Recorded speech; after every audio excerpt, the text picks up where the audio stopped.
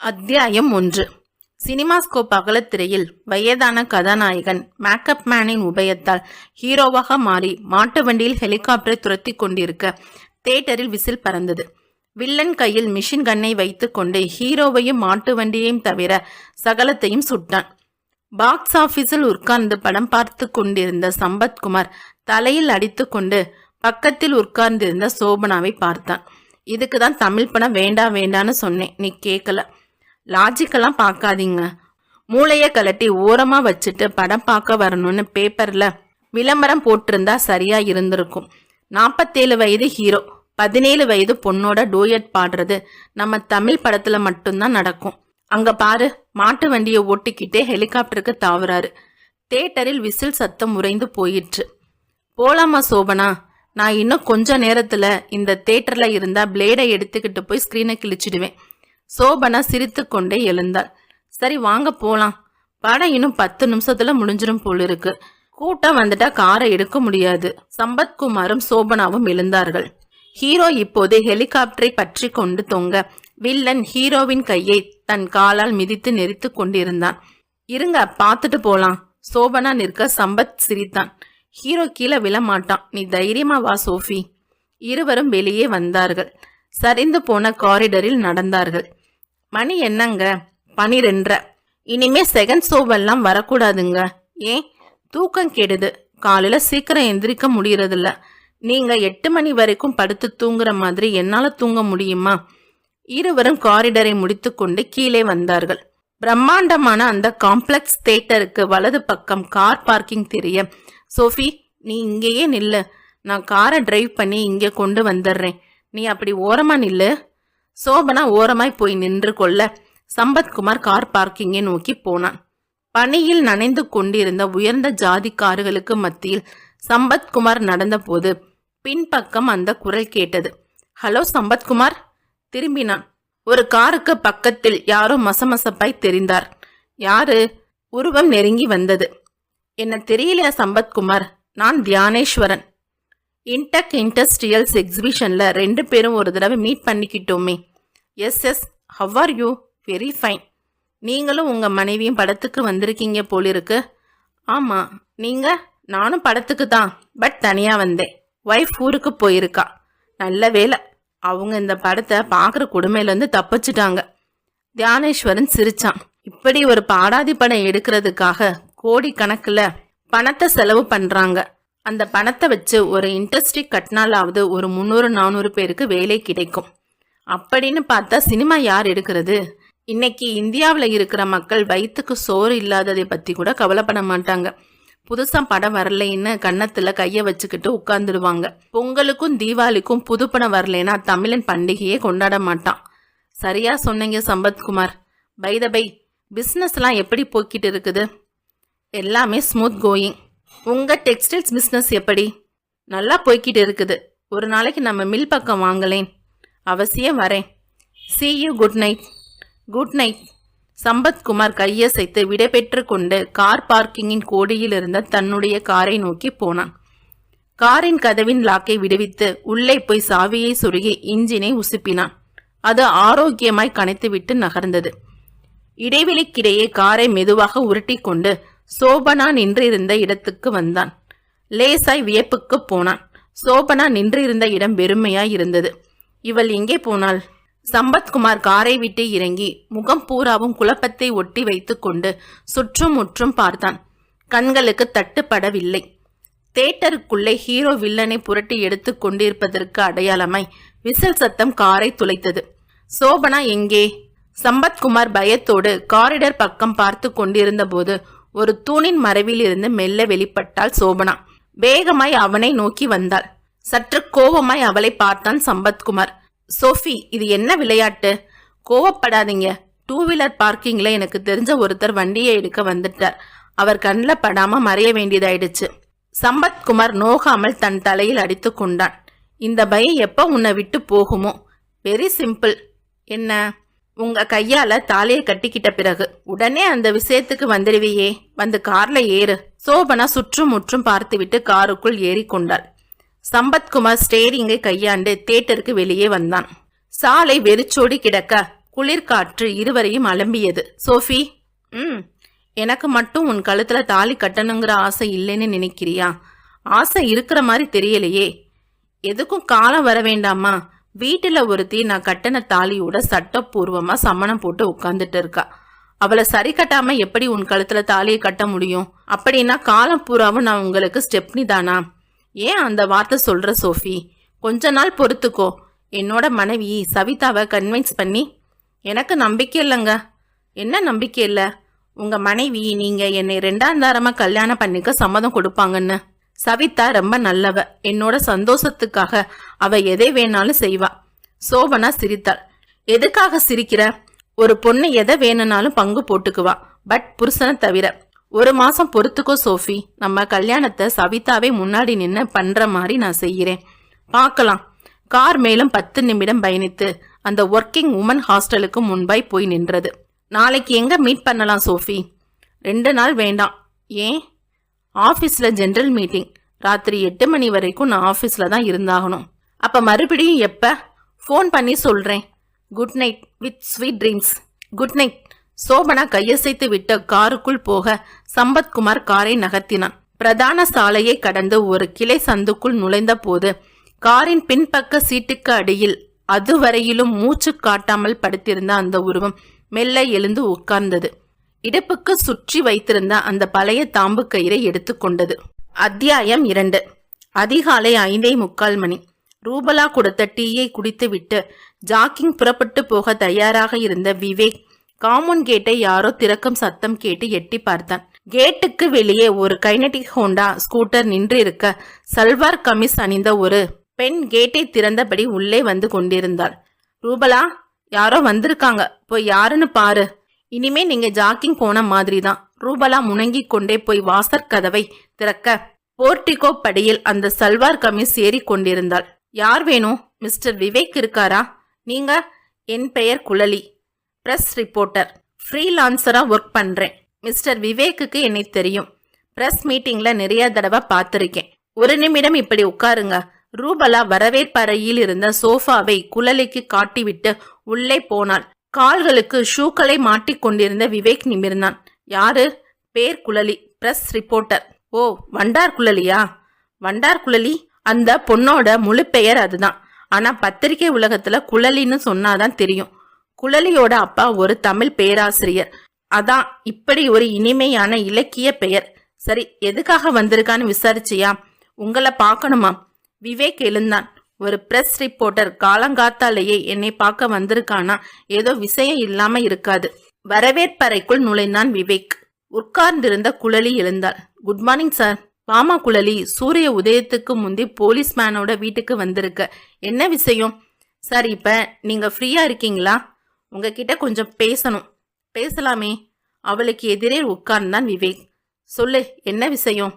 குழலி தன் தோளில் தொங்கிக் கொண்டிருந்த ஒரு பையில் ஜிப்பை பிரித்து டைரி ஒன்றை எடுத்து வைத்தாள். இந்த டைரியை கொஞ்சம் புரட்டி பாருங்க சார்.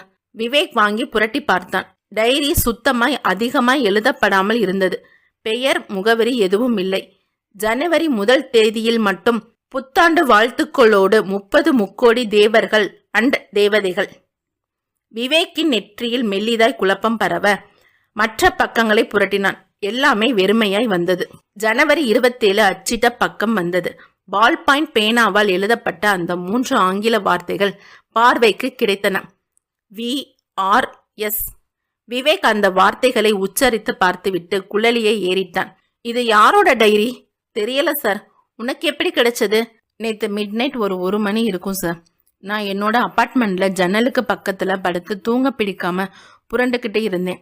அப்ப ரோட்ல யாரோ ஓடுற மாதிரி சத்தம் கேட்டுச்சு. எந்திரிச்சு பார்த்தேன்.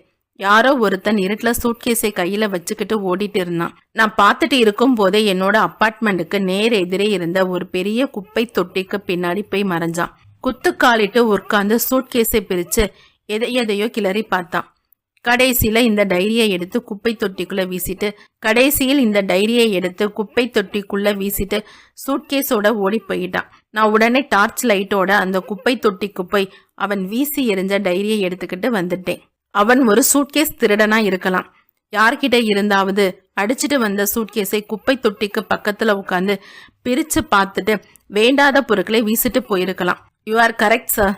ஆனா இந்த டைரியில இருக்கிற சின்ன சின்ன ஆங்கில வார்த்தைகள் மனசுக்கு கொஞ்சம் நெருடலா இருக்கு.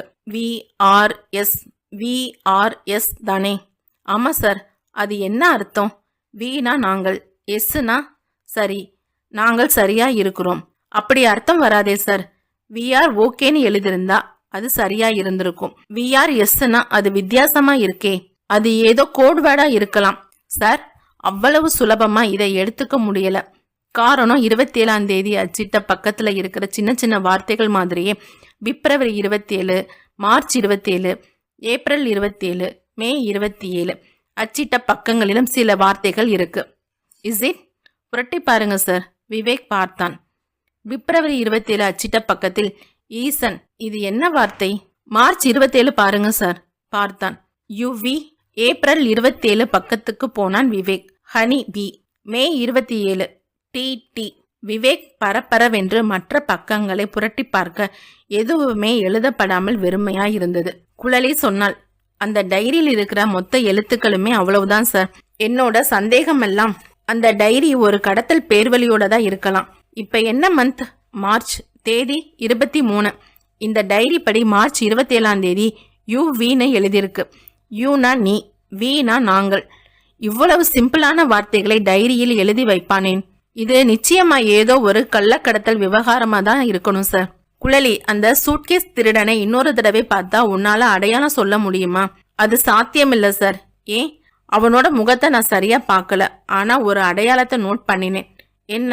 அவன் ஓடும்போது ஒரு காலை இழுத்த மாதிரி விந்தி விந்தி ஓடினான். விவேக் சில வினாடிகள் டைரியை யோசிப்பாய் பார்த்து விட்டு பாக்கெட்டில் இருந்த செல்போனை எடுத்து கஸ்டம்ஸ் ஆபீஸ்க்கு எண்களை தட்டினான். மறுமுனையில் ரிங் போய் ரிசீவர் எடுக்கப்பட்டது. விவேக் கேட்டான், hello customs? Yes. Chief Lawrence இருக்காரா? இப்பதான் டியூட்டிக்கு வந்தார். நீங்க யார சார் பேசுறது? விவேக். அடுத்த வினாடியே கனெக்ஷன் கிடைத்தது. லாரன்ஸ். குட் மார்னிங் விவேக் என்றார். Good morning Lawrence. காலங்காத்தாலே உங்களை தொந்தரவு பண்ணிட்டேன். வெல்கம். ஒரு இன்ஃபர்மேஷன் வேணும். கேளுங்கள், சொல்லப்படும். என் கைக்கு இப்போ ஒரு டைரி கிடைச்சிருக்கு. அதுல இந்த வருஷம் ஜனவரியில இருந்து மே வரைக்கும் ஒவ்வொரு 27ஆம் தேதியும் சில சிம்பிளான ஆங்கில வார்த்தைகள் எழுதப்பட்டிருக்கு. வார்த்தைகளை சொல்லட்டுமா? சொல்லுங்க. ஜனவரி 27ஆம் தேதி VRS. பிப்ரவரி 27ஆம் தேதி ஈசன். மார்ச் 27ஆம் தேதி UV. ஏப்ரல் 27ஆம் தேதி ஹனி பி. மே 27ஆம் தேதி டி. இந்த வார்த்தைகள் எல்லாம் கடத்தல் பேர் வழிகளோட கோட் வேர்ட்ஸா இருக்கலாங்கிறது என்னோட எண்ணம். விவேக், அந்த டைரி இப்ப உங்ககிட்ட தானே இருக்கு? ஆமா. அதை எடுத்துக்கிட்டு உடனே கஸ்டம்ஸ் ஆபீஸ்க்கு வாங்க. கோட் வேர்ட்ஸ் ஃபைல்களை எடுத்து வச்சுக்கிட்டு கம்ப்யூட்டர் கிட்ட கேட்டா அது எந்த பார்ட்டியோட கோட் வேர்ட்ஸுங்கிறத சொல்லிடும். இப்ப வரட்டுமா ப்ளீஸ்? விவேக் செல்போனை அணைத்து விட்டு குழலியை ஏறிட்டான். குழலி, சார், இந்த டைரி உன்னோட கைக்கு கிடைச்ச விஷயத்த இப்போதைக்கு வெளியே யார்கிட்டையும் சொல்லாத. சொல்ல மாட்டேன் சார். அத்தியாயம் 3. டைம் பீஸ் கடிகாரம் அந்த அதிகாலை 3 மணிக்கு இனிய இசையை தெளித்து உள்ளன் போர்வைக்குள் சுகமாய் தூங்கிக் கொண்டிருந்த நடிகை ராகாவை உசுப்பியது. ராகா போர்வையிலிருந்து தன்னுடைய தங்க நிற கையை நீட்டி டைம் பீஸ் தலையில் கொட்டு ஒன்றை வைத்துவிட்டு மறுபடியும் போர்வைக்குள் புக முயல தலைமாட்டில் இருந்த இன்டர்கம் கூப்பிட்டது. எடுத்தாள். கீழே இருந்து அவளுடைய கால்ஷீட் விவரங்களை கவனித்துக் கொள்ளும் அம்மாக்காரி பேசினாள். ராகா கண்ணு, எந்திரிச்சிட்டியா? மறுபடியும் தூங்கிடாத. ஃபிளைட் 5 மணிக்கு. 4 மணிக்கெல்லாம் நம்ம ஏர்போர்ட்ல இருக்கணும். ஹைதராபாத்ல 10 மணிக்கு ஷூட்டிங் ஸ்பாட்ல இருந்தாகணும். இல்லைன்னா ப்ரொடியூசர் ராவுகாரு சேம்பருக்கும் கோர்ட்டுக்கும் இழுத்துடுவாரு. தெரியும். மேலே காப்பி அனுப்பட்டுமா? ரிசீவரை வைத்த அம்மாக்காரி பாக்கியம் எதிரே நின்றிருந்த வேலைக்காரியை ஏறிட்டாள். ராகாவுக்கு காப்பி கொண்டு போய் கொடு. சரிங்கம்மா. அந்த வேலைக்காரி சமையலறையை நோக்கி போய் கொண்டிருக்கும் போதே பட்டர் டீப்பாயில் மேல் உட்கார்ந்திருந்த டெலிபோன் அலறியது. ரிசீவரை எடுத்து இடது காதுக்கு கொடுத்தாள். ஹலோ, பேசுறது யாரு? பாக்கியமா? ஆமா, நான் ராவ் ப்ரொடக்ஷன்ல இருந்து மேனேஜர். இப்ப மணி 3. ராகா எந்திரிச்சாச்சா? ஆச்சு. 4 மணிக்கெல்லாம் ஏர்போர்ட்ல இருக்கணும். இருப்பா. லேட்டா வந்துட்டு ஏதாவது காரணத்தை சொல்லிட்டு இருக்க கூடாது. இந்த பிளைட்டை கோட்டை விட்டா ஹைதராபாத்துக்கு அடுத்த பிளைட் நாளைக்கு காலையில தான். தெரியும். ஏர்போர்ட் போக கார் 3:30 மணிக்கெல்லாம் வந்துடும்.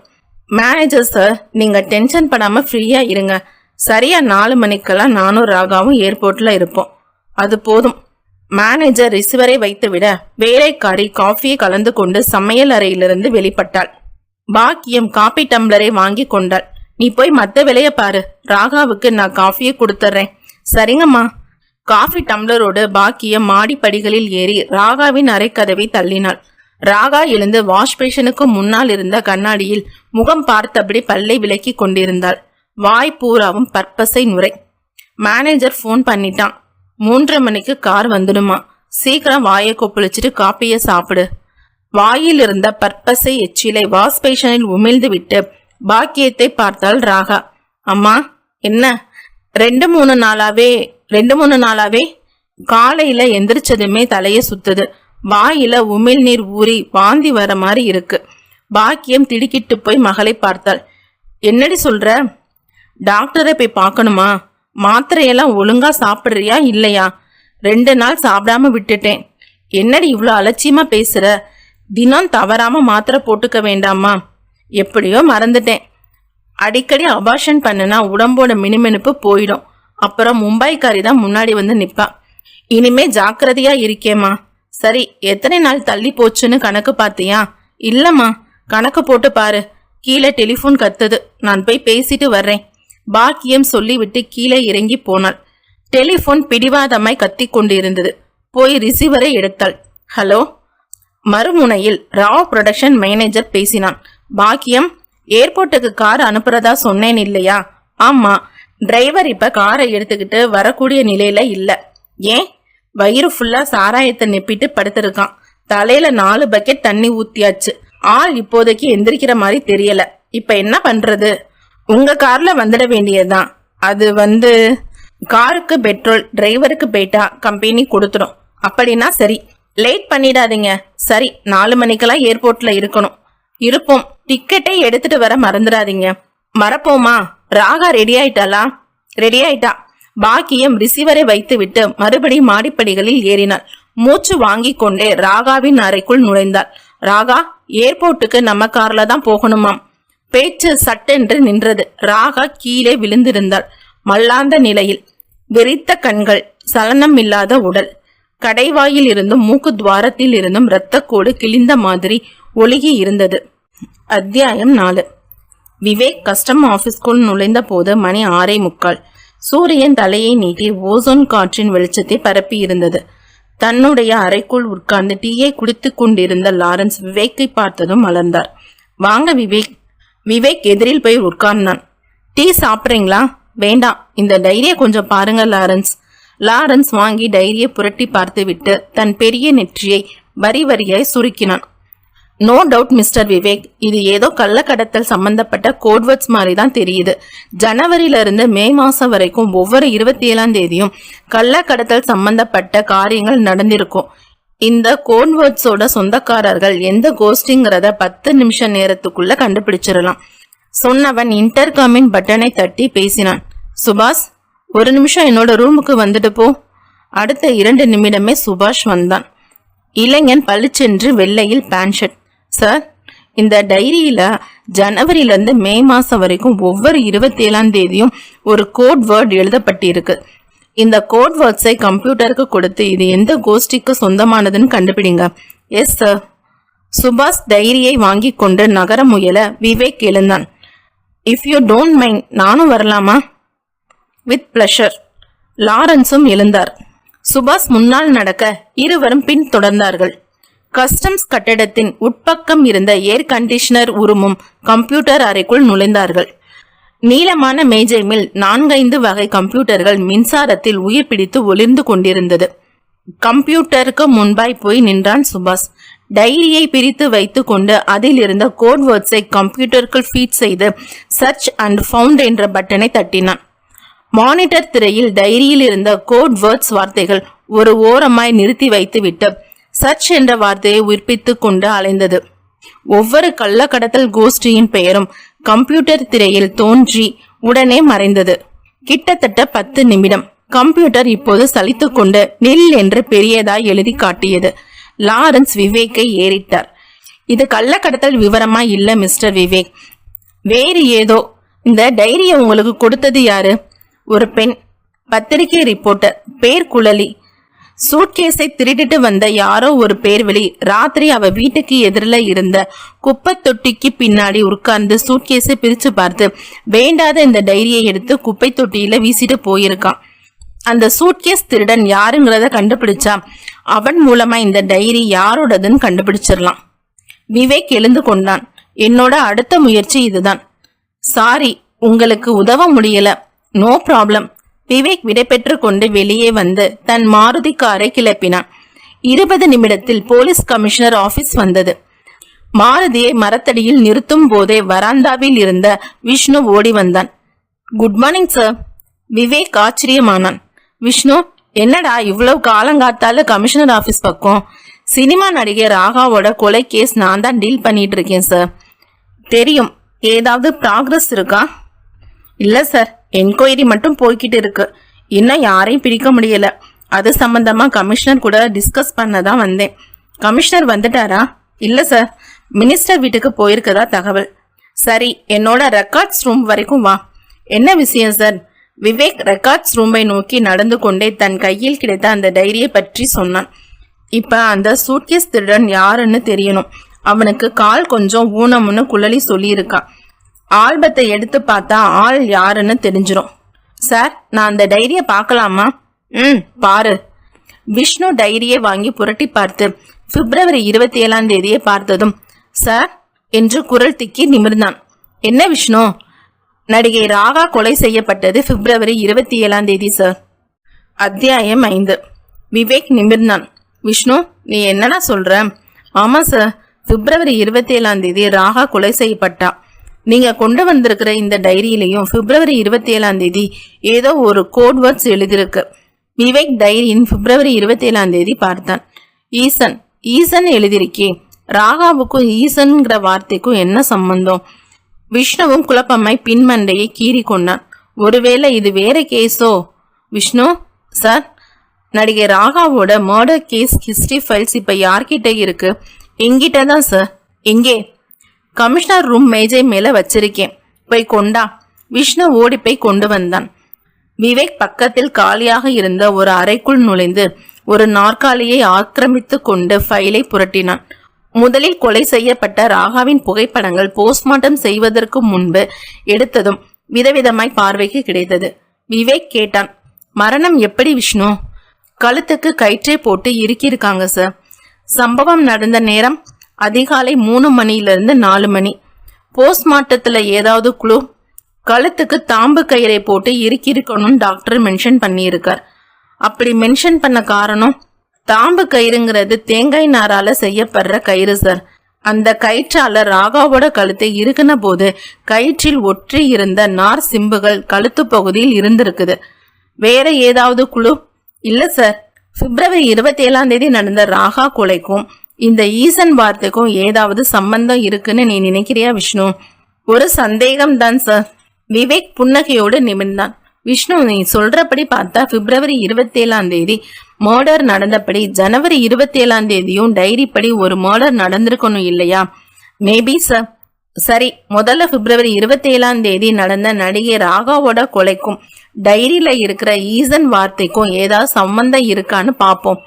விவேக் சொல்லிவிட்டு ராகாவின் கேஸ் ஹிஸ்டரியை புரட்ட ஆரம்பித்தான். ஏறக்குறைய 15 நிமிஷ தீவிரமாய் புரட்டலுக்கு பிறகு விவேக் ஒரு சின்ன திகிலோடு நிமிர்ந்தான். Vishnu, got it. என்ன சார்? பிப்ரவரி 27இல் குறிப்பிட்ட ஈசன்ற வார்த்தைக்கும் ராகாவோட கொலைக்கும் நெருங்கிய தொடர்பு இருக்கு. எப்படி சார்? ராகாவோட உண்மையான பெயர் என்ன? சுந்தரி சார். அவளோட அம்மா பெயர் பாக்கியம். அப்பா பெயர் ஞாபகம் இல்ல சார். இளங்கோவன். ஆமா சார், போஸ்ட்மார்ட்டம் ரிப்போர்ட்ல பார்த்த மாதிரி இருக்கு. விவேக் தன் சட்டை பையில் குத்தியிருந்த பால்பாயிண்ட் பேனாவை எடுத்து சுந்தரி என்கின்ற பெயரை ஆங்கிலத்தில் எழுதினான். விஷ்ணு அந்த பெயரை திகைப்பாய் பார்த்து கொண்டு இருக்கும் போதே சுந்தரிக்கு முன்னால் இன்ஷியலை போட்டான். ஈ சுந்தரி. விஷ்ணு சார், இப்ப இந்த ஈ சுந்தரி பேர்ல உள்ள முதல் 4 எழுத்துக்களை மட்டும் சேர்த்துப்படி. ஈசன். பாத்தியா, இதுதான் ஈசன். விஷ்ணுவின் விழிகள் பெரியதொரு வியப்புக்கு போயிற்று. சார், அப்படின்னா? இந்த டைரிக்கு சொந்தக்காரன் யாரோ அவன்தான் கொலை பண்ணியிருப்பான். விவேக் தொடர்ந்தான். அது மட்டும் இல்ல விஷ்ணு, ஜனவரி 27 எழுதப்பட்டிருக்கும் BRS கோட்வேர்டும் கொலை சம்பந்தப்பட்டதாக தான் இருக்கணும். ஜனவரி 27ஆம் தேதி அன்று தமிழ்நாட்டில் எங்கெங்க கொலை சம்பவம் நடந்திருக்குன்னு ஒரு கணக்கு எடு. கொலையுண்ட நபர்களோட பெயரை BRS கோட்வேர்டோட ஒப்பிட்டு பார்க்கணும். சார், இது ஒரு விவகாரமான டைரி தான். நீ உடனடியா ஒரு காரியம் பண்ணு. சொல்லுங்க சார். கண்ட்ரோல் ரூமுக்கு போய் ஜனவரி 27ஆம் தேதி நடந்த கொலை சம்பவங்களோட பட்டியலை வாங்கிட்டு வா. விஷ்ணு கிளம்பினான். அத்தியாயம் 6. விஷ்ணு அடுத்த அரை மணி நேரத்திற்கு கையில் ஒரு கம்ப்யூட்டர் தாளோடு வந்தான். விவேக் கேட்டான், என்ன கிடைச்சுதா? கிடைச்சிச்சு சார். மொத்தம் எத்தனை இன்சிடென்ட்? 4 சார். கொண்டா பார்க்கலாம். விவேக் வாங்கி பார்த்தான். ஊர் பெயர் விவரங்களோடு கம்ப்யூட்டர் ஒரு சின்ன பட்டியலாய் தயாரித்து கொடுத்திருந்தது. சென்னை தண்டையார்பேட்டை, பெயர் பூங்காவனம், வயது 35, கொலைக்கான காரணம் அரசியல். அடுத்து ராஜபாளையம், காமராஜர் மாவட்டம், பெயர் P. மல்லிகா, வயது 26, கொலைக்கான காரணம் கள்ளக்காதல்.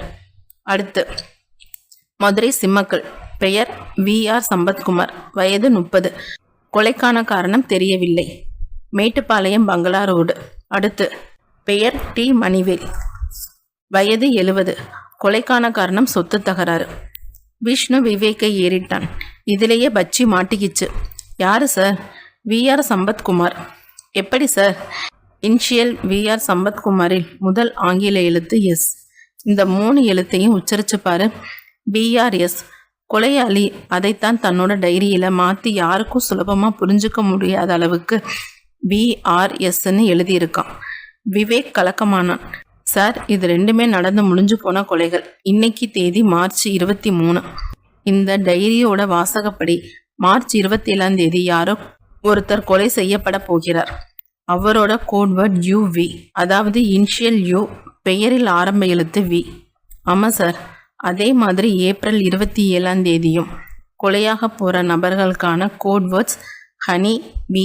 மே 27ஆம் தேதி கொலையாக போகிற நபர்களோட கோட்வேர்ட் TT. நடக்க போகிற இந்த கொலைகளை நம்மளால் தடுக்க முடியுமா சார்? விவேக் புன்னகைத்தான். முடியும். எப்படி சார்? கொஞ்சம் யோசனை பண்ணி பாரு விஷ்ணு. கைக்கு கிடைச்சிருக்கிற இந்த டைரியில் கோட்வேர்ட்ஸை தவிர வேறு எதுவுமே இல்லை சார். ஸோ இந்த டைரி இனிமேல் நமக்கு உதவாது. டைரி இருந்த சூட்கேஸை திருடன சூட்கேஸ் திருடன் யாருன்னு தெரிஞ்சா அவனை மடக்கி சூட்கேஸை யார்கிட்ட இருந்து தட்டிக்கிட்டு வந்தேன்னு கேட்டு ஆளை மடக்கிடலாம் சார். குட். அதைத்தான் நம்ம பண்ண போகிறோம். அதுக்கு நடுவில் இன்னொரு காரியம் பண்ண போகிறோம். என்ன சார்? ராகா சம்பத்குமார் இந்த 2 பேரும் கொலை செய்யப்பட்டதுக்கான பின்னணி காரணம் எதுவோ அதே காரணம்தான் மற்ற 3 பேரையும் கொலை செய்யப்படவும் காரணம். அந்த காரணம் என்னன்னு கண்டுபிடிச்சிட்டா கொலையாளியையும் கண்டுபிடிச்சிடலாம். இந்த 3 பேரையும் காப்பாற்றிடலாம். சார், இன்னும் 4 நாளில் மார்ச் 27 வரப்போகுது. அதுக்குள்ளே கொலையாளியை நம்மளால் மடக்க முடியுமா? மடக்கி ஆகணும். வேற வழி இல்லை சார். கமிஷனரோட காரும் உள்ளே வருது. வா, கமிஷனர் கிட்டேயும் பேசலாம். விவேக் கமிஷனரை எதிர்கொள்ள காரை நோக்கி வேகமாய் போனான். அத்தியாயம் 7. ராகாவின் அம்மாக்காரி பாக்கியம் புடவை தலைப்பை வாயால் புத்தி கொண்டும் அழுகையை அடக்கி கொண்டும் எதிரில் உட்கார்ந்திருந்த விவேக்கை பார்த்து சொன்னாள். ஐயா, என் பொண்ணு ஒரு குழந்தை மாதிரி. அவளோ நானும் யாருக்கும் மனசளவில் கூட கெடுதல் நினைச்சதில்ல. யாருக்கு என்ன ஆத்திரமோ தெரியலை. என் பொண்ணை எங்கிட்ட இருந்து பிரிச்சுட்டாங்க. இதோ பாருங்கம்மா, இதை சொல்லி சொல்லி அழுதுகிட்டே இருக்கிறதுல எந்த பிரயோஜனம் இல்லை. கொலையாளி யாருன்னு கண்டுபிடிக்கணும்னா நீங்கள் சில உண்மைகளை மனசு விட்டு சொல்லியாகணும். கேளுங்கய்யா, போன மாதம் 27ஆம் தேதி காலையில் 3 மணிலேருந்து 3:30 மணிக்குள்ளே உங்கள் மக ராகா கொலை செய்யப்பட்டா இல்லையா? ஆமாங்கய்யா. நீங்கள் கீழே போய் ஃபோன் பேசிட்டு வர்றதுக்குள்ளே யாரோ மாடிக்கு வந்து ராகாவை கொலை பண்ணியிருக்காங்க. ஆமாம், கொலை நடந்தது முதல் மாடி இல்லை. உங்களுக்கு சத்தம் கேட்கலையா? கொஞ்சம் கூட கேட்கல. உங்களுக்கு யார் மேலே சந்தேகம்? யார் மேலேயும் இல்லை. சரி, போஸ்ட்மார்ட்டம் ரிப்போர்ட்டில் ராகா கர்ப்பம்னு டாக்டர் மென்ஷன் பண்ணியிருக்காரே. அப்படியெல்லாம் இருக்காதுங்கய்யா. ரிப்போர்ட் பொய் சொல்லாதே. பாக்கியம் மௌனம் சாதிக்க விவேக் தொடர்ந்து கேட்டான். ராகா யார் கூடயாவது நெருங்கி பழகியிருக்கணும். அது உங்களுக்கு தெரியாமல் இருக்காது. அது யாரு? பாக்கியம் பெருமூச்சோடு நிமிர்ந்தாள். நான் யாரைன்னு குறிப்பாக சொல்கிறது? சினிமாவில் சான்ஸ் பிடிக்கிறதுக்காக ராகா ப்ரொடியூசர் கிட்டையும் டைரக்டர் கிட்டையும் கொஞ்சம் நெருங்கி பழகுவா. சரி, சம்பத்குமாரை உங்களுக்கு தெரியுமா? சம்பத்குமாரா? ஆமாம், விஆர் சம்பத்குமார், அவருக்கு சொந்த ஊர் மதுரை, சிம்மக்கல் ஏரியா, பெரிய இண்டஸ்ட்ரியலிஸ்ட். தெரியாது, கொஞ்சம் யோசனை பண்ணி பாருங்கம்மா. ஏன்னா உங்கள் மக ராகா கொலை செய்யப்பட்ட மாதிரியே அந்த சம்பத்குமாரும் தாம்பு கயித்தாலே கழுத்து நெறிப்பட்டு இறந்து போயிருக்கார். அவர் கொலை செய்யப்பட்டது ஜனவரி 27, ராகா கொலை செய்யப்பட்டது பிப்ரவரி 27. கொலையாளியோட டைரியில் ராகாவோட பேரும் சம்பத்குமாரோட பேரும் கோட் வேர்ட்ஸாக குறிப்பிடப்பட்டிருக்கு. நீங்கள் சொல்கிறதெல்லாம் எனக்கு குழப்பமாக இருக்குங்கய்யா. மதுரையில் எனக்கு யாருமே தெரியாது. நானும் என் பொண்ணும் மதுரை பக்கம் போயே பல வருஷமாச்சு. உங்கள் கணவர் இளங்கோவன் எப்படி இறந்தார்? அவர் போய் 8 வருஷம் ஆச்சு. எப்படி இறந்தார்? Heart attack. உங்களுக்கு ராகாவை தவிர வேறு குழந்தைகள் இல்லை. உங்கள் கணவர் உயிரோடு இருக்கும்போது என்ன வேலை பார்த்தார்? ஒரு சினிமா கம்பெனியில் கொஞ்ச நாள் மேனேஜராக வேலை பார்த்தார். அப்புறம் அதை விட்டுட்டு வந்து தனியாக சீட்டு ஃபைனான்ஸ் கம்பெனி நடத்திட்டு வந்தார். அதுவும் சரிப்பட்டு வராமல் ரியல் எஸ்டேட் பிஸ்னஸ் பார்த்தார். ராகா எப்படி சினி ஃபீல்டுக்கு வந்தா? சின்ன வயசுலேருந்தே அவளுக்கு நடிப்பு கலையில் ஆர்வம் இருந்துச்சு. எங்கள் ஃபேமிலிக்கு வேண்டிய ஒருத்தர் படம் எடுத்தார். ராகாவுக்கு ஹீரோயின் சான்ஸ் கிடைச்சது. முதல் படமே நல்லா போனதால் நிறைய படங்கள் வந்தது. உங்கள் ஃபேமிலிக்கு வேண்டிய ஒருத்தர் படம் எடுத்ததா சொன்னீங்களே, அவர் யார்? அவர் பேர் அமுதவேல், கோயம்புத்தூர்காரர். அட்ரஸ் வேணுமே. எதுக்கு? இதோ பாருங்கம்மா, இந்த கேஸில் யாரையும் சுலபமாக விட்டுட முடியாது. உங்களுக்கு நெருக்கமானவங்க யாராக இருந்தாலும் சரி, அவங்கக்கிட்ட ஒரு என்கொயரி நடத்திடுவோம். அந்த அமுதவேலோட அட்ரஸை சொல்லுங்கள். பாக்கியம் தயங்கி விட்டு சொன்னாள். அமுதவேல், நம்பர் 779A, லேகமானியா வீதி, ஆர்எஸ்புரம், கோவை 2. விவேக் தன் சிறிய பாக்கெட் டைரியை எடுத்து பாக்கியம் சொன்ன அட்ரஸை குறித்து கொண்டான். கடைசியாக ஒரு கேள்வி. பாக்கியம் குழப்பமாய் பார்க்க விவேக் கேட்டான், ராகாவோட சொத்து மதிப்பு இப்போ எவ்வளவு இருக்கும்? அது வந்து ஐடி ஆஃபீஸர் கிடையாதுமா, தாராளமாக என்கிட்ட சொல்லலாம். இதையெல்லாம் எதுக்கையா கேட்குறீங்க? இன்வெஸ்டிகேஷனுக்காக தான். போலீஸ் எப்போதும் கேஸை ஒரு கோணத்தில் பார்த்துட்டு இருக்க மாட்டாங்க. அவங்க பார்வையெல்லாம் திசைக்கு போகும். சொல்லுங்க, சொத்தோட மதிப்பு எவ்வளவு இருக்கும்? கிட்டத்தட்ட 2 கோடி. எல்லாமே சினிமாவில் சம்பாரிச்சதா? இல்லைங்கய்யா, பூர்வீக சொத்தும் உண்டு. சொத்து சம்பந்தமாக யார் கூடயாவது தகராறு ஏற்பட்டதுண்டா? இல்லைங்கய்யா. சரி, இப்போ நான் கேட்க போகிற கேள்விக்கு கொஞ்சம் யோசித்து பதில் சொல்லுங்கம்மா. ஆங்கில எழுத்து UV இதில் ஆரம்பிக்கிற பேர் கொண்ட யாரையாவது உங்களுக்கு அறிமுகமாகியிருக்காங்களா? பாக்கியம் யோசிக்க ஆரம்பித்தாள். விவேக் எடுத்து கொடுத்தான். உன்னிகிருஷ்ணன், உலகநாதன், உதயகுமார், விஜயன், விமலகுமார், இப்படி பெயர்கள் கொண்ட யாராவது? அப்படி யாரும் இல்லையே. நிதானமாக யோசனை பண்ணி சொல்லுங்கம்மா. இன்னைக்கு தேதி மார்ச் 23. இன்னும் 4 நாளில், அதாவது 27ஆம் தேதி UV எழுத்துக்களில் ஆரம்பிக்கிற பெயர் கொண்ட யாரோ ஒருத்தர் டைரியில் நோட் பண்ணியிருக்கிற ஹிட் லிஸ்ட் படி மர்டர் ஆக போகிறாங்க. அதை தடுக்கணுன்னா அந்த ஆள் யார், எந்த ஊருன்னு தெரியணும். டெலிஃபோன் அடித்தது. ரிசீவரை எடுக்க முயன்ற பாக்கியத்தை கையமர்த்திய விவேக் தானே போய் ரிசீவரை எடுத்தான். ஹலோ, பாக்கியம் இருக்காங்களா? நீங்கள் யார்? உத்தம்ராஜ் கிரியேஷன்லேருந்து பேசுகிறோம். உத்தம்ராஜ் பெயர் மனசுக்குள் ஒட்டி கொள்ள பேச்சை தொடர்ந்தான். என்ன விஷயம்? நீங்கள் யார்? பாக்கியம் இல்லையா? இப்போ நீங்கள் பேசிக்கிட்டு இருக்குது போலீஸ்கிட்ட. ராகா கொலை விஷயமாக இப்போ என்கொயரி நடந்துக்கிட்டு இருக்குது. நீங்கள் இப்போ எதுக்காக பாக்கியம் கிட்ட பேசணும்? அது ராகா எங்கள் படத்தில் ஹீரோயினாக நடிக்கிறதுக்காக அக்ரிமெண்ட் போட்டு ஒரு தொகையை அட்வான்ஸாக பே பண்ணியிருந்தோம். இப்போ ராகா உயிரோடு இல்லை. அதான் அட்வான்ஸ் பணத்தை திருப்பி கொடுக்கும்படியாக பாக்கியத்துக்கு 2 தடவை ஃபோன் பண்ணியிருந்தோம். இன்றைக்கி தரதா சொன்னாங்க. உங்கள் பட கம்பெனி பெயர் என்ன சொன்னீங்க? உத்தம்ராஜ் கிரியேஷன்ஸ். பேசுகிறது யார்? உத்தம்ராஜா? இல்லை சார், அது ப்ரொடியூசரோட பேர். நான் கம்பெனி மேனேஜர். உங்கள் பெயர்? சீதாபதி. அட்ரஸ்? மறுமுனையில் சொல்லப்பட விலாசத்தை குறித்து கொண்டான் விவேக். அத்தியாயம் 8. போலீஸ் கமிஷனரின் அறை. கமிஷனர் கவலையாய் நடைபோட்டு கொண்டிருக்க விவேக் மேஜைக்கு சாய்ந்து நின்றிருந்தான்.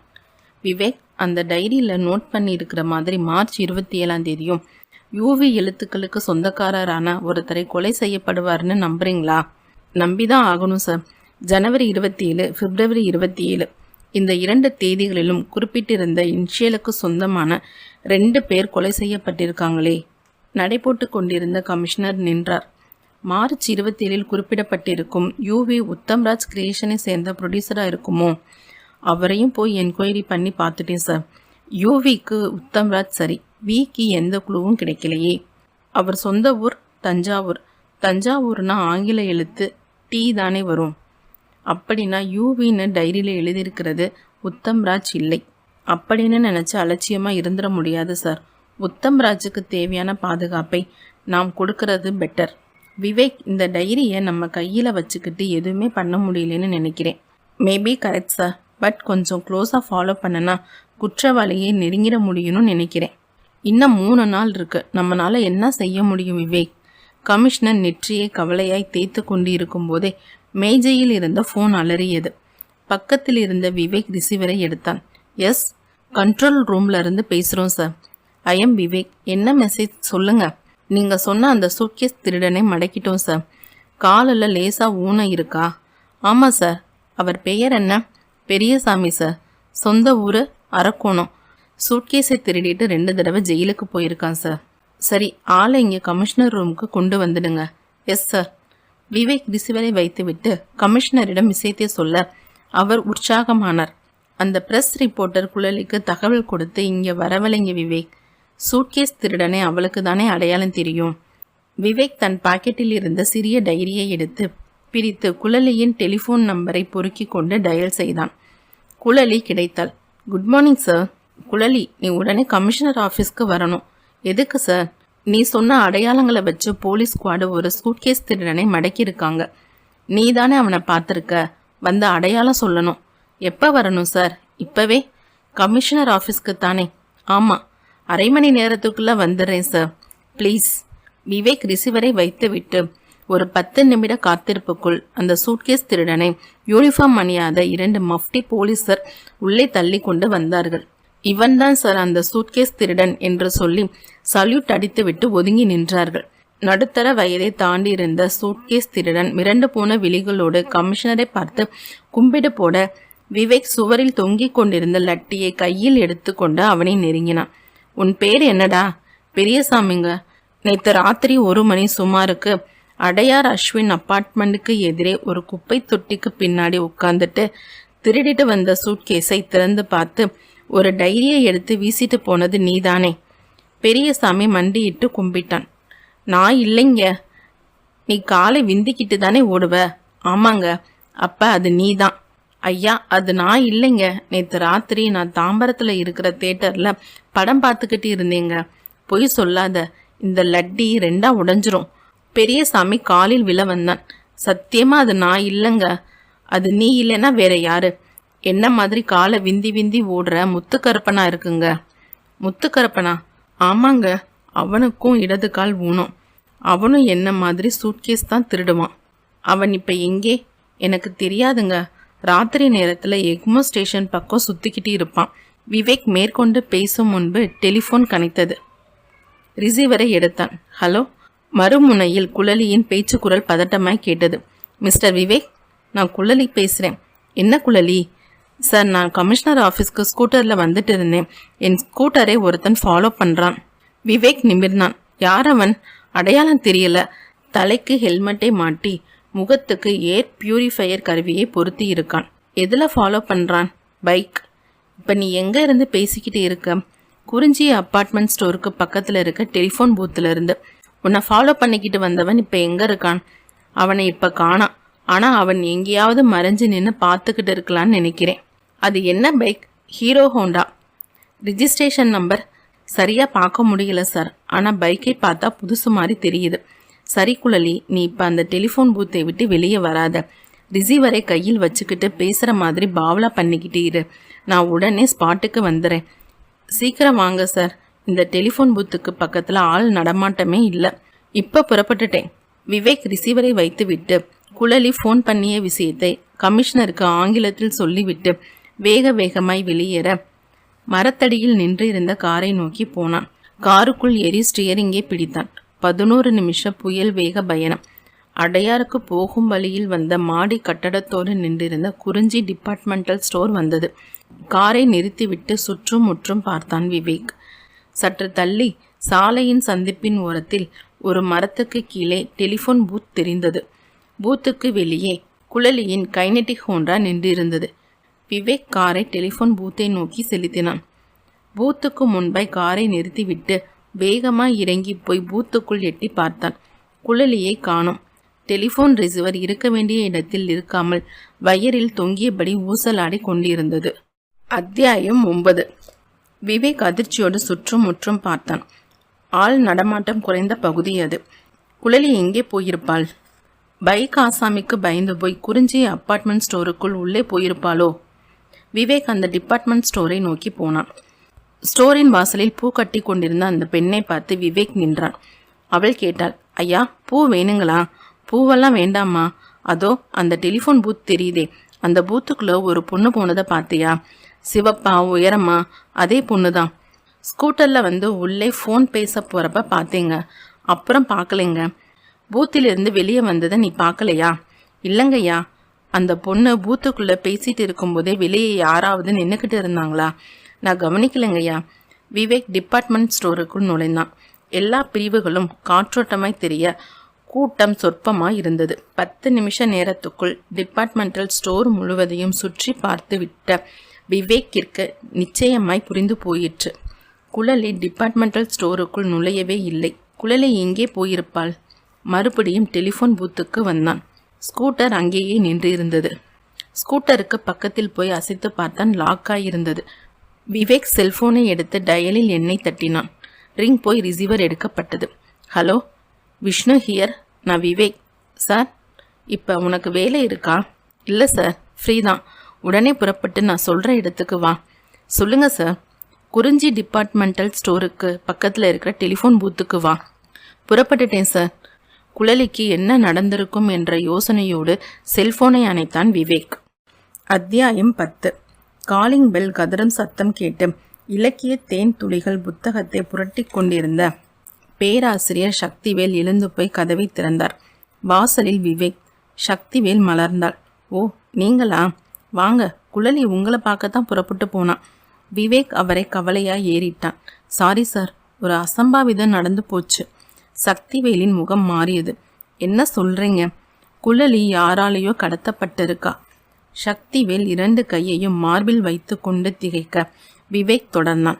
குழலி வீட்டில இருந்து புறப்பட்ட நிமிஷத்துல இருந்தே அவளை பைக்கில் யாரோ ஒருத்தர் ஃபாலோ பண்ணியிருக்கான். யாரது தெரியல.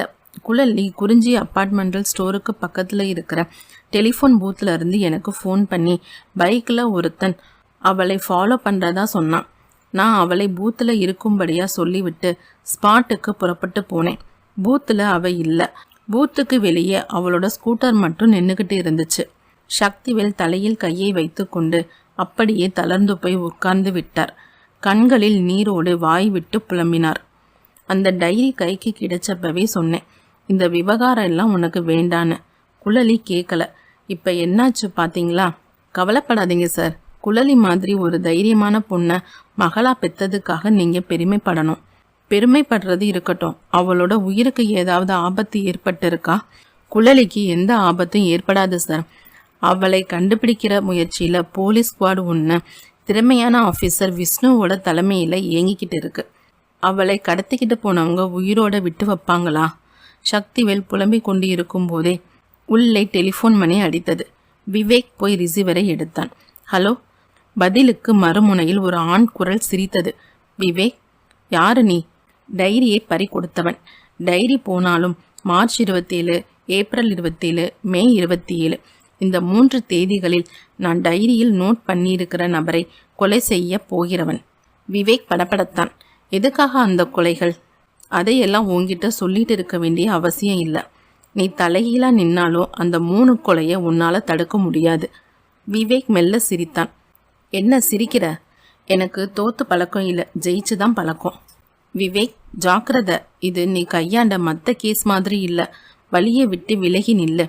சட்டத்தோட வழியை மறைக்கிறது நீதான். வழியை விட்டு விலக வேண்டியதும் நீதான். குழலி இப்போ என்னோட கஸ்டடியில் தான் இருக்கா. நீ இந்த கேஸில் தீவிரம் காட்டினா அவ உங்களுக்கு உயிரோட கிடைக்க மாட்டா. குழலியை ஒன்றும் பண்ணிடாத. அப்படின்னா இந்த கேஸில் மூக்க நுழைக்காத. வேறு ஏதாவது கேஸ் ஃபைலை புரட்ட போயிடு. இதோ பார், குற்றம் பண்ணினவன் தண்டனையிலிருந்து எப்பவுமே தப்பிக்க முடியாது. இது விஞ்ஞான யுகம். உன்னோட சாபம் எல்லாம் பலிக்காது விவேக். என்னோட டைரியில் நான் குறிப்பிடப்பட்டிருக்கும் மார்ச் 27 இந்த தமிழ்நாட்டில் ஏதாவது ஒரு பகுதியில் ஒரு மர்டர் நடக்கும். உன்னால் முடிஞ்சா தடுக்கப்பாரு. மார்ச் 27 மட்டும் இல்லை, ஏப்ரல் 27, மே 27 இந்த நாட்களிலும் கொலை நடக்கும். விவேக் மேற்கொண்டு பேசும் முன் மறுமுனையில் ரிசீவர் தற்றென்று வைக்கப்படும் சத்தம் கேட்டது. பக்கத்தில் நின்று கொண்டிருந்த சக்திவேல் நடுக்கமான குரலோடு கேட்டார். ஃபோன்ல யாரு? அந்த டைரிக்கு சொந்தக்காரன். குழலி இப்போ அவனோட கஸ்டடியில் தான் இருக்காளாம்.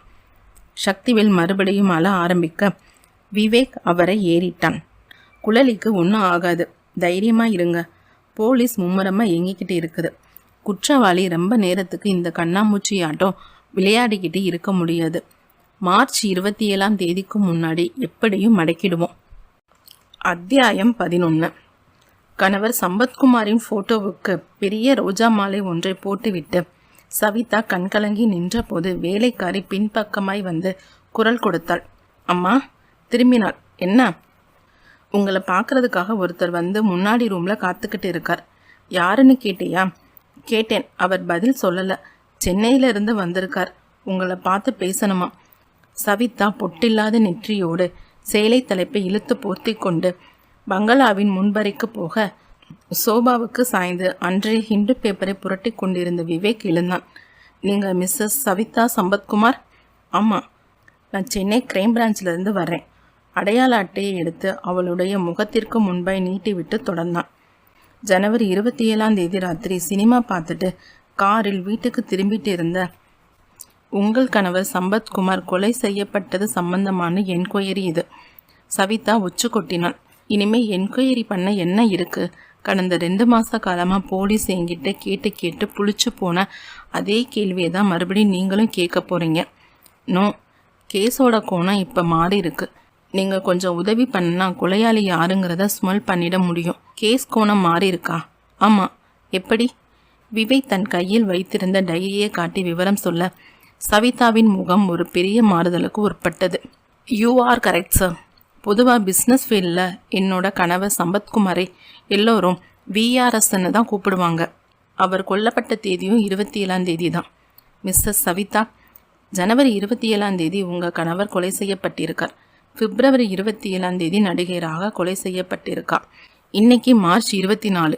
இன்னும் 3 நாளில், அதாவது 27 யூவி என்கிற எழுத்துக்களுக்கு சொந்தக்காரரான யாரோ ஒருத்தர் கொலை செய்யப்பட போகிறார். அது ஆனா பொண்ணான்னு தெரியல. அதே மாதிரி ஏப்ரல் 27 ஹனிபி என்கிற சங்கீத வார்த்தைகளுக்கு சொந்தக்காரரான நபரும், மே 27 டி என்கிற வார்த்தைக்கு சொந்தக்காரரான நபரும் கொலை செய்யப்படலாம். சவிதாவின் கண்களில் நீர் திரண்டது. எதுக்காக இந்த மர்டர்ஸ்? தெரியல. கொலையாளி ஒரு சைக்கோவா இருக்கலாம். 27 அவனுடைய வாழ்க்கையில் ஒரு மறக்க முடியாத நாளாகவும் இருக்கலாம். சவிதா கேட்டாள். சரி, இந்த விஷயத்தில் நான் உங்களுக்கு எப்படி உதவ முடியும்? நான் கேட்குற கேள்விகளுக்கு மட்டும் உண்மையான பதிலை சொன்னால் போதும். கேளுங்க. நடிகை ராகாவை தனிப்பட்ட முறையில் உங்களுக்கோ உங்கள் கணவருக்கோ தெரியுமா? தெரியாது. உங்கள் கணவர் பல பெண்களோட தொடர்பு உண்டுன்னு கேஸ் ஹிஸ்ட்ரியில் பதிவாக இருக்குது. உண்மையா? பல பெண்களோடன்னு சொல்கிறது பொய். அவருக்கும் சோபனா என்கிற பெண்ணுக்கும் தொடர்பு இருந்தது எனக்கு தெரியும். அதை நான் கண்டுக்கலை. ஏன்? என்னோட கணவர் பெண்கள் விஷயத்தில் கொஞ்சம் சபலப்படுவாருங்கிற விஷயம் கல்யாணம் நடந்த 10 நாளுக்குள்ளேயே எனக்கு தெரிஞ்சிருச்சு. ஆரம்பத்தில் மறைமுகமாகவும் சில சமயம் நேரடியாகவும் சொல்லி பார்த்தேன். அவர் கேட்குற மாதிரி தெரியலை. சண்டை வர பார்த்துச்சு. கடைசியில் என்னை நானே சமாதானப்படுத்திக்கிட்டு அவரோட போக்கை கண்டுக்காமல் விட்டுட்டேன். ஆச்சரியமா இருக்கே. இதில் என்ன ஆச்சரியம்? எந்த ஒரு பொண்ணுமே உங்களை மாதிரி காம்ப்ரமைஸ் ஆகிட மாட்டா. You may be correct. But என்னோட கணவர் பெண்கள் விஷயத்தில் சபல புத்தி உள்ளவராக இருந்தாலும் என் மேலே அன்பாக இருந்தார். ஒரு பொண்ணுக்கு அந்த அன்பு போதாதா? It's alright. உங்கள் கணவரோட தொடர்பு வச்சுருந்த அந்த சோபனா யாரு? எங்கே இருக்கா? அவள் ஒரு பெஸ்டி சைட்ஸ் கம்பெனியில் வேலை பார்க்குறா. கம்பெனி பெயர் எவர்கிரீன். அது எங்கே இருக்கு? அவிலா நகர் மெயின் ரோடு. விவேக் டைரியில் குறித்து கொண்ட பின்பு கேட்டான். உங்கள் கணவர் ஜனவரி 27 கொலை செய்யப்பட்டிருக்கார். அந்த 27 அவருடைய வாழ்க்கையில் எந்த வகையில் பாதிச்சிருக்குன்னு சொல்ல முடியுமா? சாரி, தெரியல. அவருக்கு நியூமராலஜியில் நம்பிக்கை உண்டா? தெரியல. உங்களுக்கு? எனக்கு இல்லை. சரி, இந்த சொத்து எல்லாமே உங்கள் கணவர் சம்பாதிச்சதா? இல்லை, என்னோட மாமனார் 10 வருஷங்களுக்கு முன்னாடி சம்பாதிச்சது. அவர் இப்போ உயிரோட இல்லை. உங்கள் கணவர் அவருக்கு ஒரே மகனா? ஆமாம், வேறு இஷ்யூஸ் கிடையாது. அதாவது இந்த சொத்துக்கு உரிமை கொண்டாடுற மாதிரி வேற யாரும் இல்லை. ஆமாம், இந்த பங்களாவில் உங்கள் கணவரோட ரூம் எங்கே இருக்குன்னு காட்ட முடியுமா? மாடியில் இருக்கு, வாங்க. சவிதா விவேக்கை மாடியில் இருந்த தன் கணவரின் அறையை நோக்கி கூட்டிக் கொண்டு போனாள். அத்தியாயம் 12. இரவு 10:30 மணி.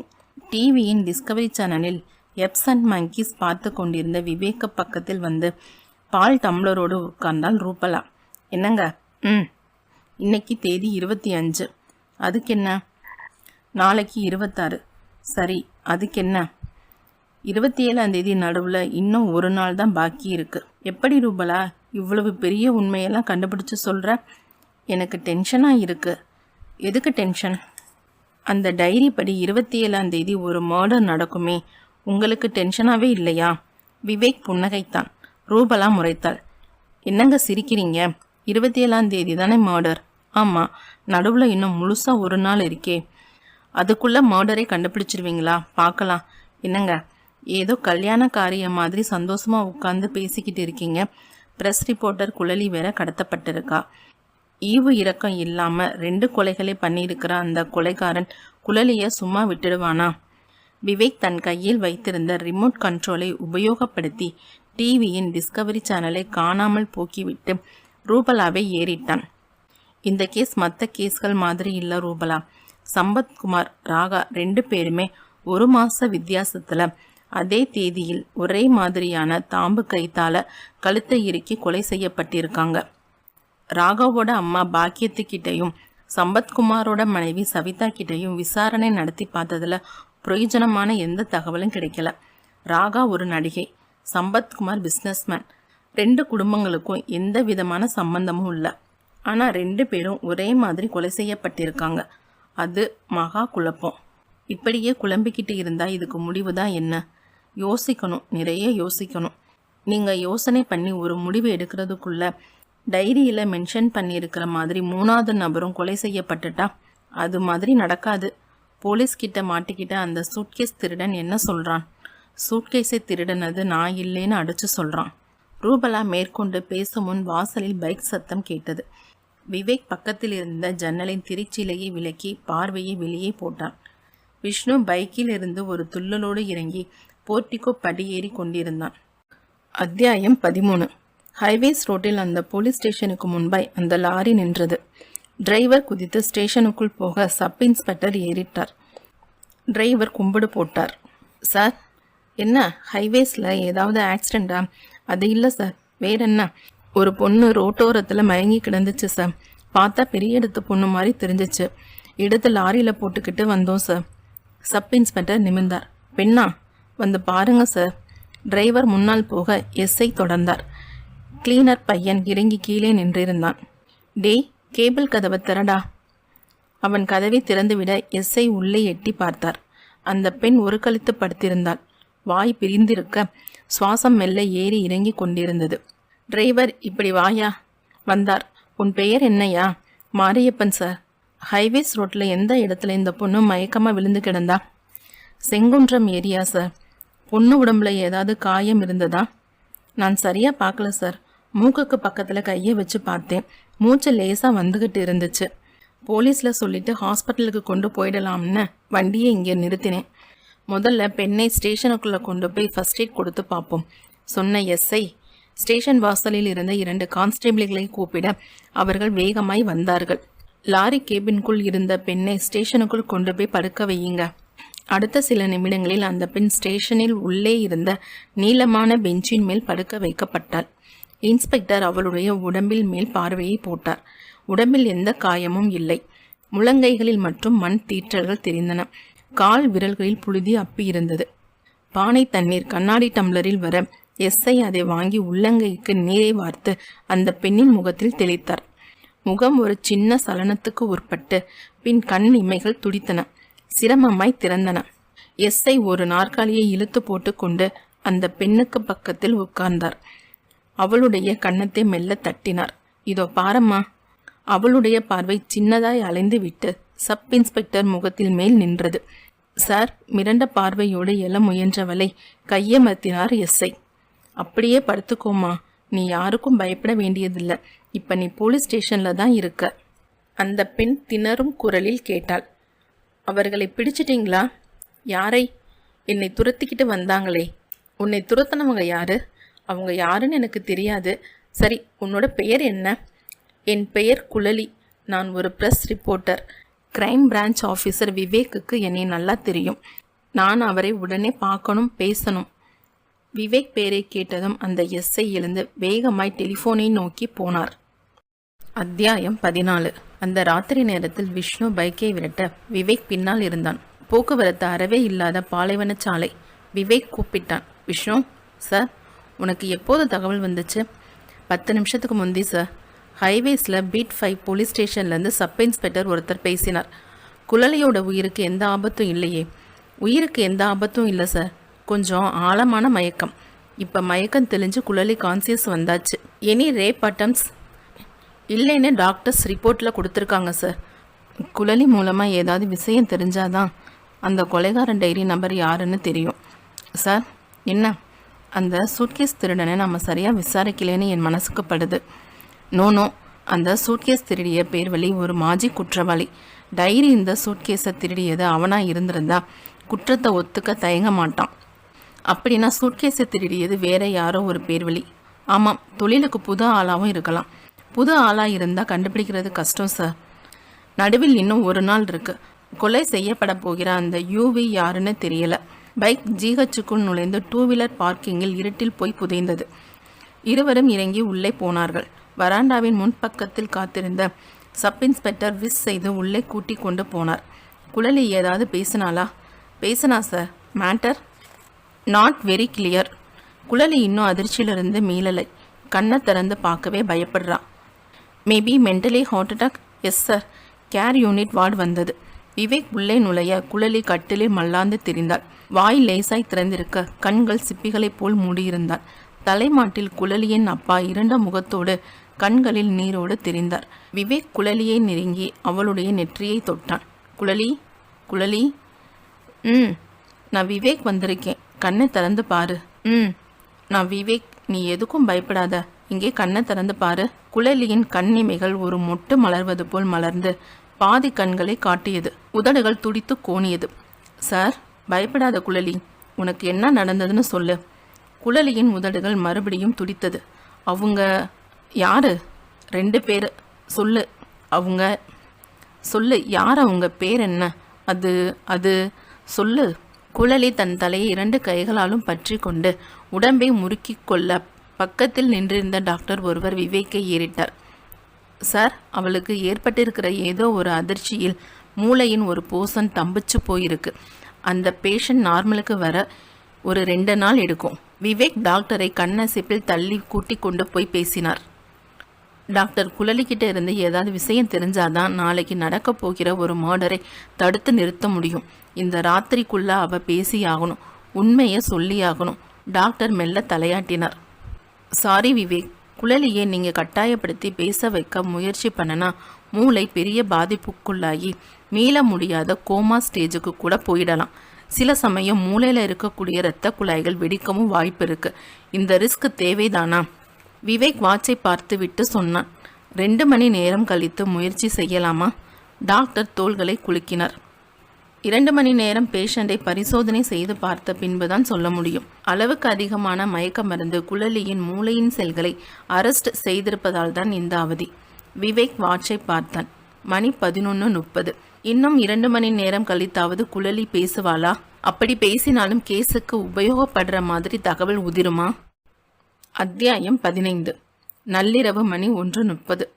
குழலியின் கட்டிலை சுற்றிலும் போலீஸ் கமிஷனர் விஷ்ணு, குழலியின் அப்பா சக்திவேல் சூழ்ந்திருக்க விவேக் குனிந்து கேட்டு கொண்டிருந்தான். குழலி, ஹியர் மீ. குழலி அவளுடைய கன்னங்களை மெல்ல தட்டினான். இங்கே என்னை பார். கண் இமைகளுக்குள் விழிகள் அசைந்தன. யார் அவங்க? யாரு? உன்னை கடத்தினவங்க. அவங்க சொல்லு. விவேக் கேட்டுக்கொண்டிருக்கும் போதே நர்ஸ் ஒருத்தி உள்ளே ஓடி வந்தாள். சார், போலீஸ் கண்ட்ரோல் ரூமிலிருந்து ஃபோன் வந்திருக்கு. விவேக் கமிஷனரை பார்க்க அவர் தலையசைத்தார். போய் என்ன விஷயம்னு கேட்டுட்டு வாங்க விவேக். விவேக் முகம் பூராவும் குழப்பத்தை ஒட்டி வைத்து கொண்டு நர்ஸை பின்தொடர்ந்து டெலிஃபோனை நோக்கி போனான். 1 நிமிஷ நடை. மேஜையின் மேல் கவிழ்த்திருந்த டெலிஃபோனை தொட்டு காதுக்கு கொடுத்தான் Vivek. Yes Vivek here. Sir, this is police control room. என்ன விஷயம்? கிண்டி பார்க் ரோட்ல இருக்கிற ஒரு பங்களால மர்டர் சார். மர்டர் ஆனது யாரு? வினயான்னு ஒரு பொண்ணு சார். வினயா? ஆமாம் சார். மேரீடு? ஆமாம் சார். புருஷன் பேர் என்ன? ஒரு நிமிஷம் சார். விவேக் சில வினாடிகள் காத்திருப்புக்குள் பதில் வந்தது. ஹஸ்பண்ட் பேர் உதயபிரகாஷ் சார். விவேக் திகைத்து கொண்டிருக்கும் போதே கமிஷனர் பக்கத்தில் வந்து நின்றார். தோலை தொட்டு மெல்லிய குரலில் கேட்டார். Anything serious? Yes sir. Guindy park ரோட்ல ஒரு மர்டர் சார். பேர் வினய். ஹஸ்பண்ட் பெயர் உதயபிரகாஷ். டைரியில குறிப்பிடப்பட்டிருந்த மாதிரி U for Udayaprakash, V for Vinay. இது 3வது நடந்த யூவி மர்டர். டைரி வாசகப்படி 27ஆம் தேதி தானே சம்பவம் நடக்கணும். ஒரு நாளைக்கு முந்தையே நடந்திருக்கே. வாங்க போய் பார்க்கலாம் சார். விவேக் திரும்பினான். எதிரே வந்த விஷ்ணுவும் இணைந்து கொண்டான். அத்தியாயம் 16. கிண்டி பார்க் ரோட்டில் மத்தியில் அந்த பங்களா இருட்டில் தெரிந்தது. டார்ச் வெளிச்சம் அசைந்தது. விவேக்கும் விஷ்ணுவும் பைக்கை பங்களாவுக்கு முன் நிறுத்திவிட்டு உள்ளே போக போர்ட்டிகோவில் கோகுல்நாத் நின்றிருந்தார். பக்கத்தில் அந்த ஏரியா சப் இன்ஸ்பெக்டர், மோப்பம் பிடித்து கொண்ட பத்திரிகை நிருபர்கள். விவேக்கை பார்த்ததும் கோகுல்நாத் வேகமாக பக்கத்தில் வந்தார். வாங்க விவேக், பாடி எங்கே? கூட்டிக் கொண்டு போனார். மரணம் எப்படி? ஒரு பழைய தாம்பு கைத்தால கழுத்தை இறுக்கி கொண்டிருக்காங்க. ஹஸ்பண்ட் எங்கே? ரூமுக்குள்ள இருக்கார். மாடிப்படிக்கு பக்கத்தில் இருந்த அறைக்குள் கோகுல்நாத் கூட்டி போனார். ஒரு இளைஞன் சுவருக்கு சாய்ந்த நிலையில் பிரம்மை பிடித்த மாதிரி நின்றிருக்க கட்டிலில் ஒரு பெண் மல்லாந்து தெரிந்தாள். பெண்ணுக்கு 25 வயது இருக்கலாம். அழகான முகம். கழுத்து தாம்பு கைத்தால் சுற்றப்பட்டு இறுக்கியதற்கு அடையாளமாக கயிற்றின் பிசிறுகள் தெரிந்தது. பத்திரிகை நிருபர்கள் அரைவாசலில் நின்று கொண்டு பார்க்க விவேக் உதயபிரகாஷை நெருங்கினான். சம்பவம் எப்படி நடந்தது? உதயபிரகாஷ் கண்ணீர் முகத்தோடு நிமிர்ந்தான். சார், 1 மணி நேரத்துக்கு முந்தி பங்களா பூராவும் திடீர்னு கரண்ட் ஃபெயிலியர். ஜன்னல் வழியா பார்த்தப்ப மற்ற இடத்துல கரண்ட் இருந்ததா தெரிஞ்சிச்சு. மெயின் போர்டில் ஏதாவது ஃபீஸ் போயிருக்கோன்னு நினைச்சு டார்ச் லைட்டை எடுத்துக்கிட்டு பார்க்க போனேன். கரண்ட் போனதுமே உங்க மனைவி முழிச்சுக்கிட்டாங்களா? ஆமா, ஏசி ஒர்க் பண்ணலைன்னா அவ தூங்க மாட்டா. அவளுக்காவது ஃபீஸ் போயிருந்தா புது ஃபீஸ் போடலான்னு நினைச்சு மெயின் போர்டு கிட்ட போனேன். போர்டை ஓபன் பண்ணி பார்த்தப்ப ஃபீஸ் கேரியரை யாரோ புடுங்கியிருந்தாங்க. வீட்டுக்குள்ள யாரோ திருடன் வந்திருக்கலாம்னு நினைச்சு வினயாவை எச்சரிக்கை பண்றதுக்காக வேக வேகமா மறுபடியும் படுக்கை அறைக்கு வந்தேன். வினயா இருட்டுல படுத்திருந்தா. வினயான்னு குரல் கொடுத்தேன். பதில் இல்லை. தூங்கிட்டாலோன்னு பக்கத்துல போய் உசுப்பி பார்த்தேன். தலை ஒரு பக்கமா சாய துவண்டு விழுந்துச்சு. மூக்குக்கு பக்கத்துல கையை வச்சு பார்த்தேன். சுவாசம் வரல. உடனே டாக்டருக்கு ஃபோன் பண்ணி வரவழைச்சேன். டாக்டர் பரிசோதனை பண்ணி பார்த்துட்டு வினயாவோட கழுத்துல யாரோ கைத்த போட்டு இறுக்கியிருக்காங்க. உடனே உயிர் பிரிஞ்சிருக்குது. போலீஸுக்கு தகவல் கொடுத்துடுங்கன்னு சொன்னார். போலீஸ்க்கு இன்ஃபார்ம் பண்ணினேன். டாக்டர் எங்கே? கண்ணாடி போட்டுக்கொண்டு ஒடிசலாய் உயரமாய் இருந்த அந்த நடுத்தர வயது நபர் மை செல்ஃப் என்று சொல்லியபடி பக்கத்தில் வந்தார். விவேக் அவரை ஏறிட்டபடி கேட்டான். டாக்டர், இந்த மரணத்தை பத்தி என்ன நினைக்கிறீங்க? Very brutal murder. கொஞ்சம் கூட சத்தம் வராம காரியத்தை பண்ணியிருக்கிறதே பார்க்கும்போது வினயாவை முதல்ல மயக்கத்துக்கு உட்படுத்தி அப்புறம் கழுத்துல கயத்தை போட்டு இறுக்கியிருக்காங்க. உடம்புல வேற ஏதாவது காயங்கள்? இல்லை. விவேக் உதயபிரகாஷை ஏறிட்டான். வீட்டுல வேலைக்காரங்க யாரும் இல்லையா?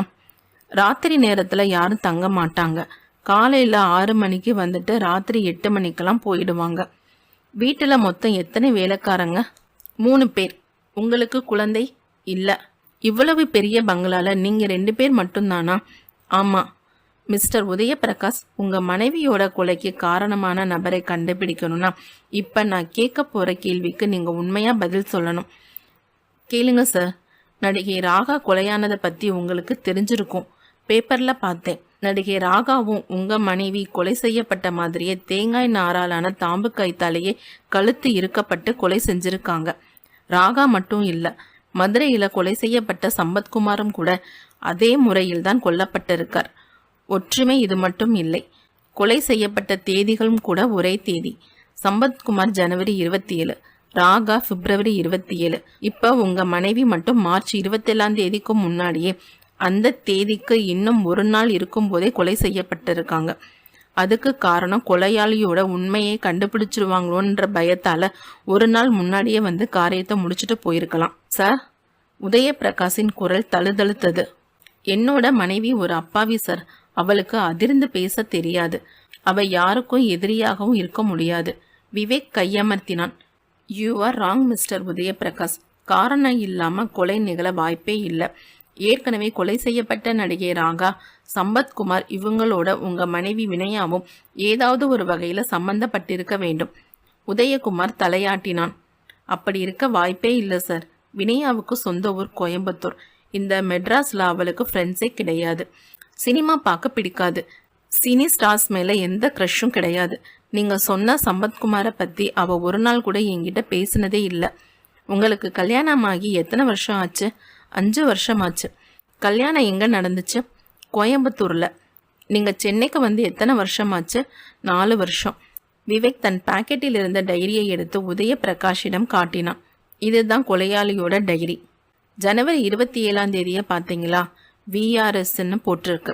அந்த VRSக்கு அர்த்தம் VR சம்பத்குமார். அப்புறம் பிப்ரவரி 27 அந்த தேதியில ஈசன்னு போட்டிருக்கு. சினிமா நடிகை ராகாவோட உண்மையான பெயர் சுந்தரி. 3ஆவதா மார்ச் 27 இந்த தேதியில UVன்னு போட்டிருக்கு. U for Udayaprakash, V for Vinaya. இன்னும் April 27 honey B, May 27 TT. இந்த 2 சங்கேத வார்த்தைகளுக்கும் உரிய நபர் எந்த ஊர்ல இருக்காங்க, அவங்க ஆனா பெண்ணான்னு கூட தெரியாது. இனிமே நடக்க போற கொலைகளையாவது தடுத்து நிறுத்தணும்னா நீங்க உண்மையான தகவல்களை சொல்லி ஒத்துழைக்கணும். உதயபிரகாஷ் கை கூப்பினார். சார், நீங்க சொல்ற விஷயமெல்லாம் எனக்கு புதுசாவும் இருக்கு. வினயா கொலை செய்யப்படுற அளவுக்கு அவ எந்த தப்பும் பண்ணிருக்க முடியாது. அவளுக்கு இந்த ஊர்ல என்னை தவிர வேற யாரையும் தெரியாது சார்.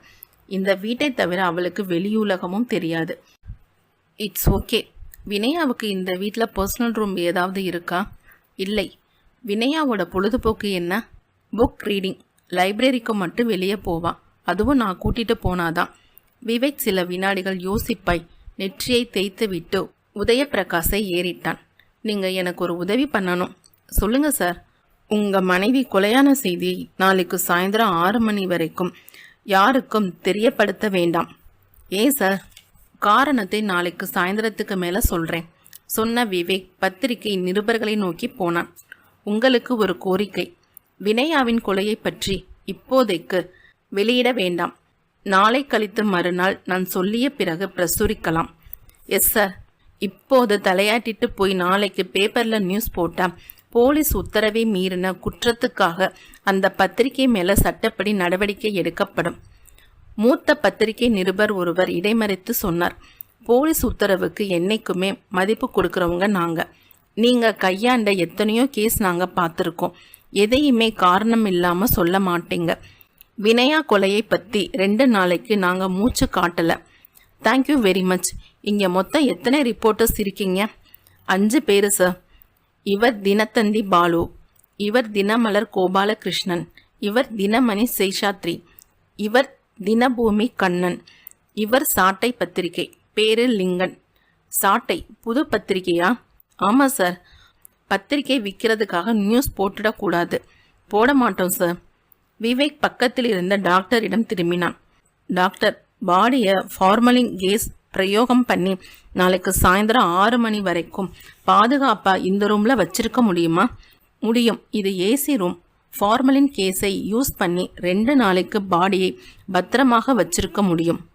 டாக்டர் சொல்லிக்கொண்டு இருக்கும் போதே வேகமாக ஷூ நடை சத்தம் கேட்டது. விவேக் நிமிர்ந்தான். கோகுல்நாத் பத்திரிகை நிருபர்களை விலக்கி கொண்டு வியர்த்த முகமாய் வந்தார். விவேக், என்ன கோகுல்நாத்? இன்னொரு விபரீதம். என்ன? கண்ட்ரோல் ரூமிலிருந்து தகவல்.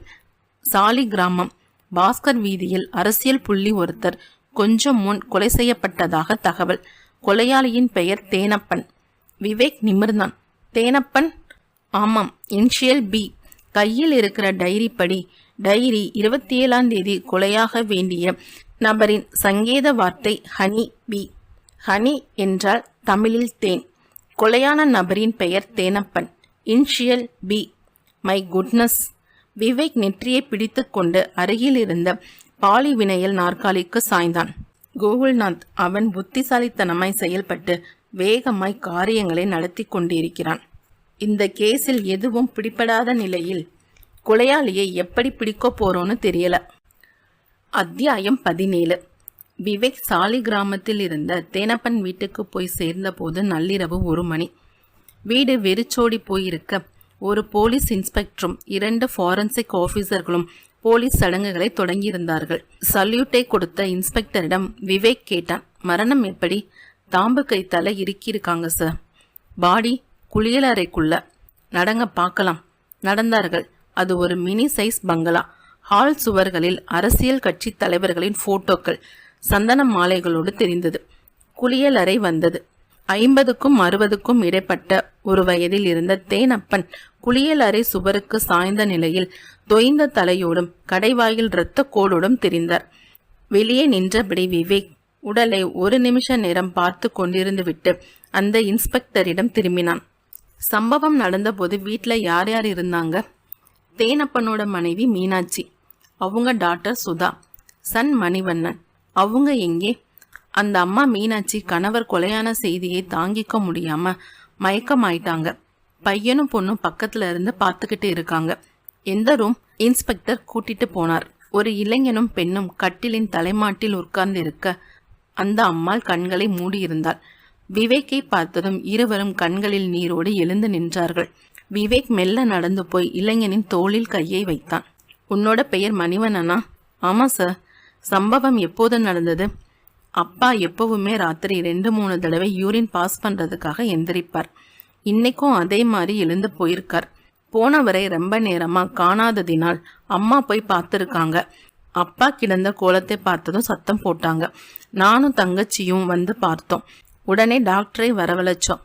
அவர் வந்து பார்த்துட்டு இறந்துட்டதா சொன்னார். அப்புறம்தான் போலீஸுக்கு ஃபோன் பண்ணினேன். இந்த கொலையை யார் செஞ்சிருப்பாங்கன்னு நினைக்கிறேன். எப்படி சார் சொல்ல முடியும்? அப்பாவுக்கு அரசியல்ல எக்கச்சக்கமான விரோதிகள். குடும்ப பகை ஏதாவது? அப்படி எதுவும் இல்லை சார். சரி, இந்த டைரியில இருக்கிற எழுத்துக்களை பார். இதை பார்க்கும்போது உனக்கு பரிச்சயமான எழுத்துக்களா தெரியுதா? மணிவண்ணன் பார்த்துவிட்டு தலையாட்டினான். பரிச்சயமா இல்லை சார். ஏமா உனக்கு? கச்சிஃபால் வாயை புத்தி அழுகையை அடக்க முயன்று கொண்டிருந்த தேனப்பனின் மகள் சுதாவிடம் காட்டினான் விவேக். அவளும் பார்த்துவிட்டு இல்லை என்பது போல் தலையாட்டினாள்.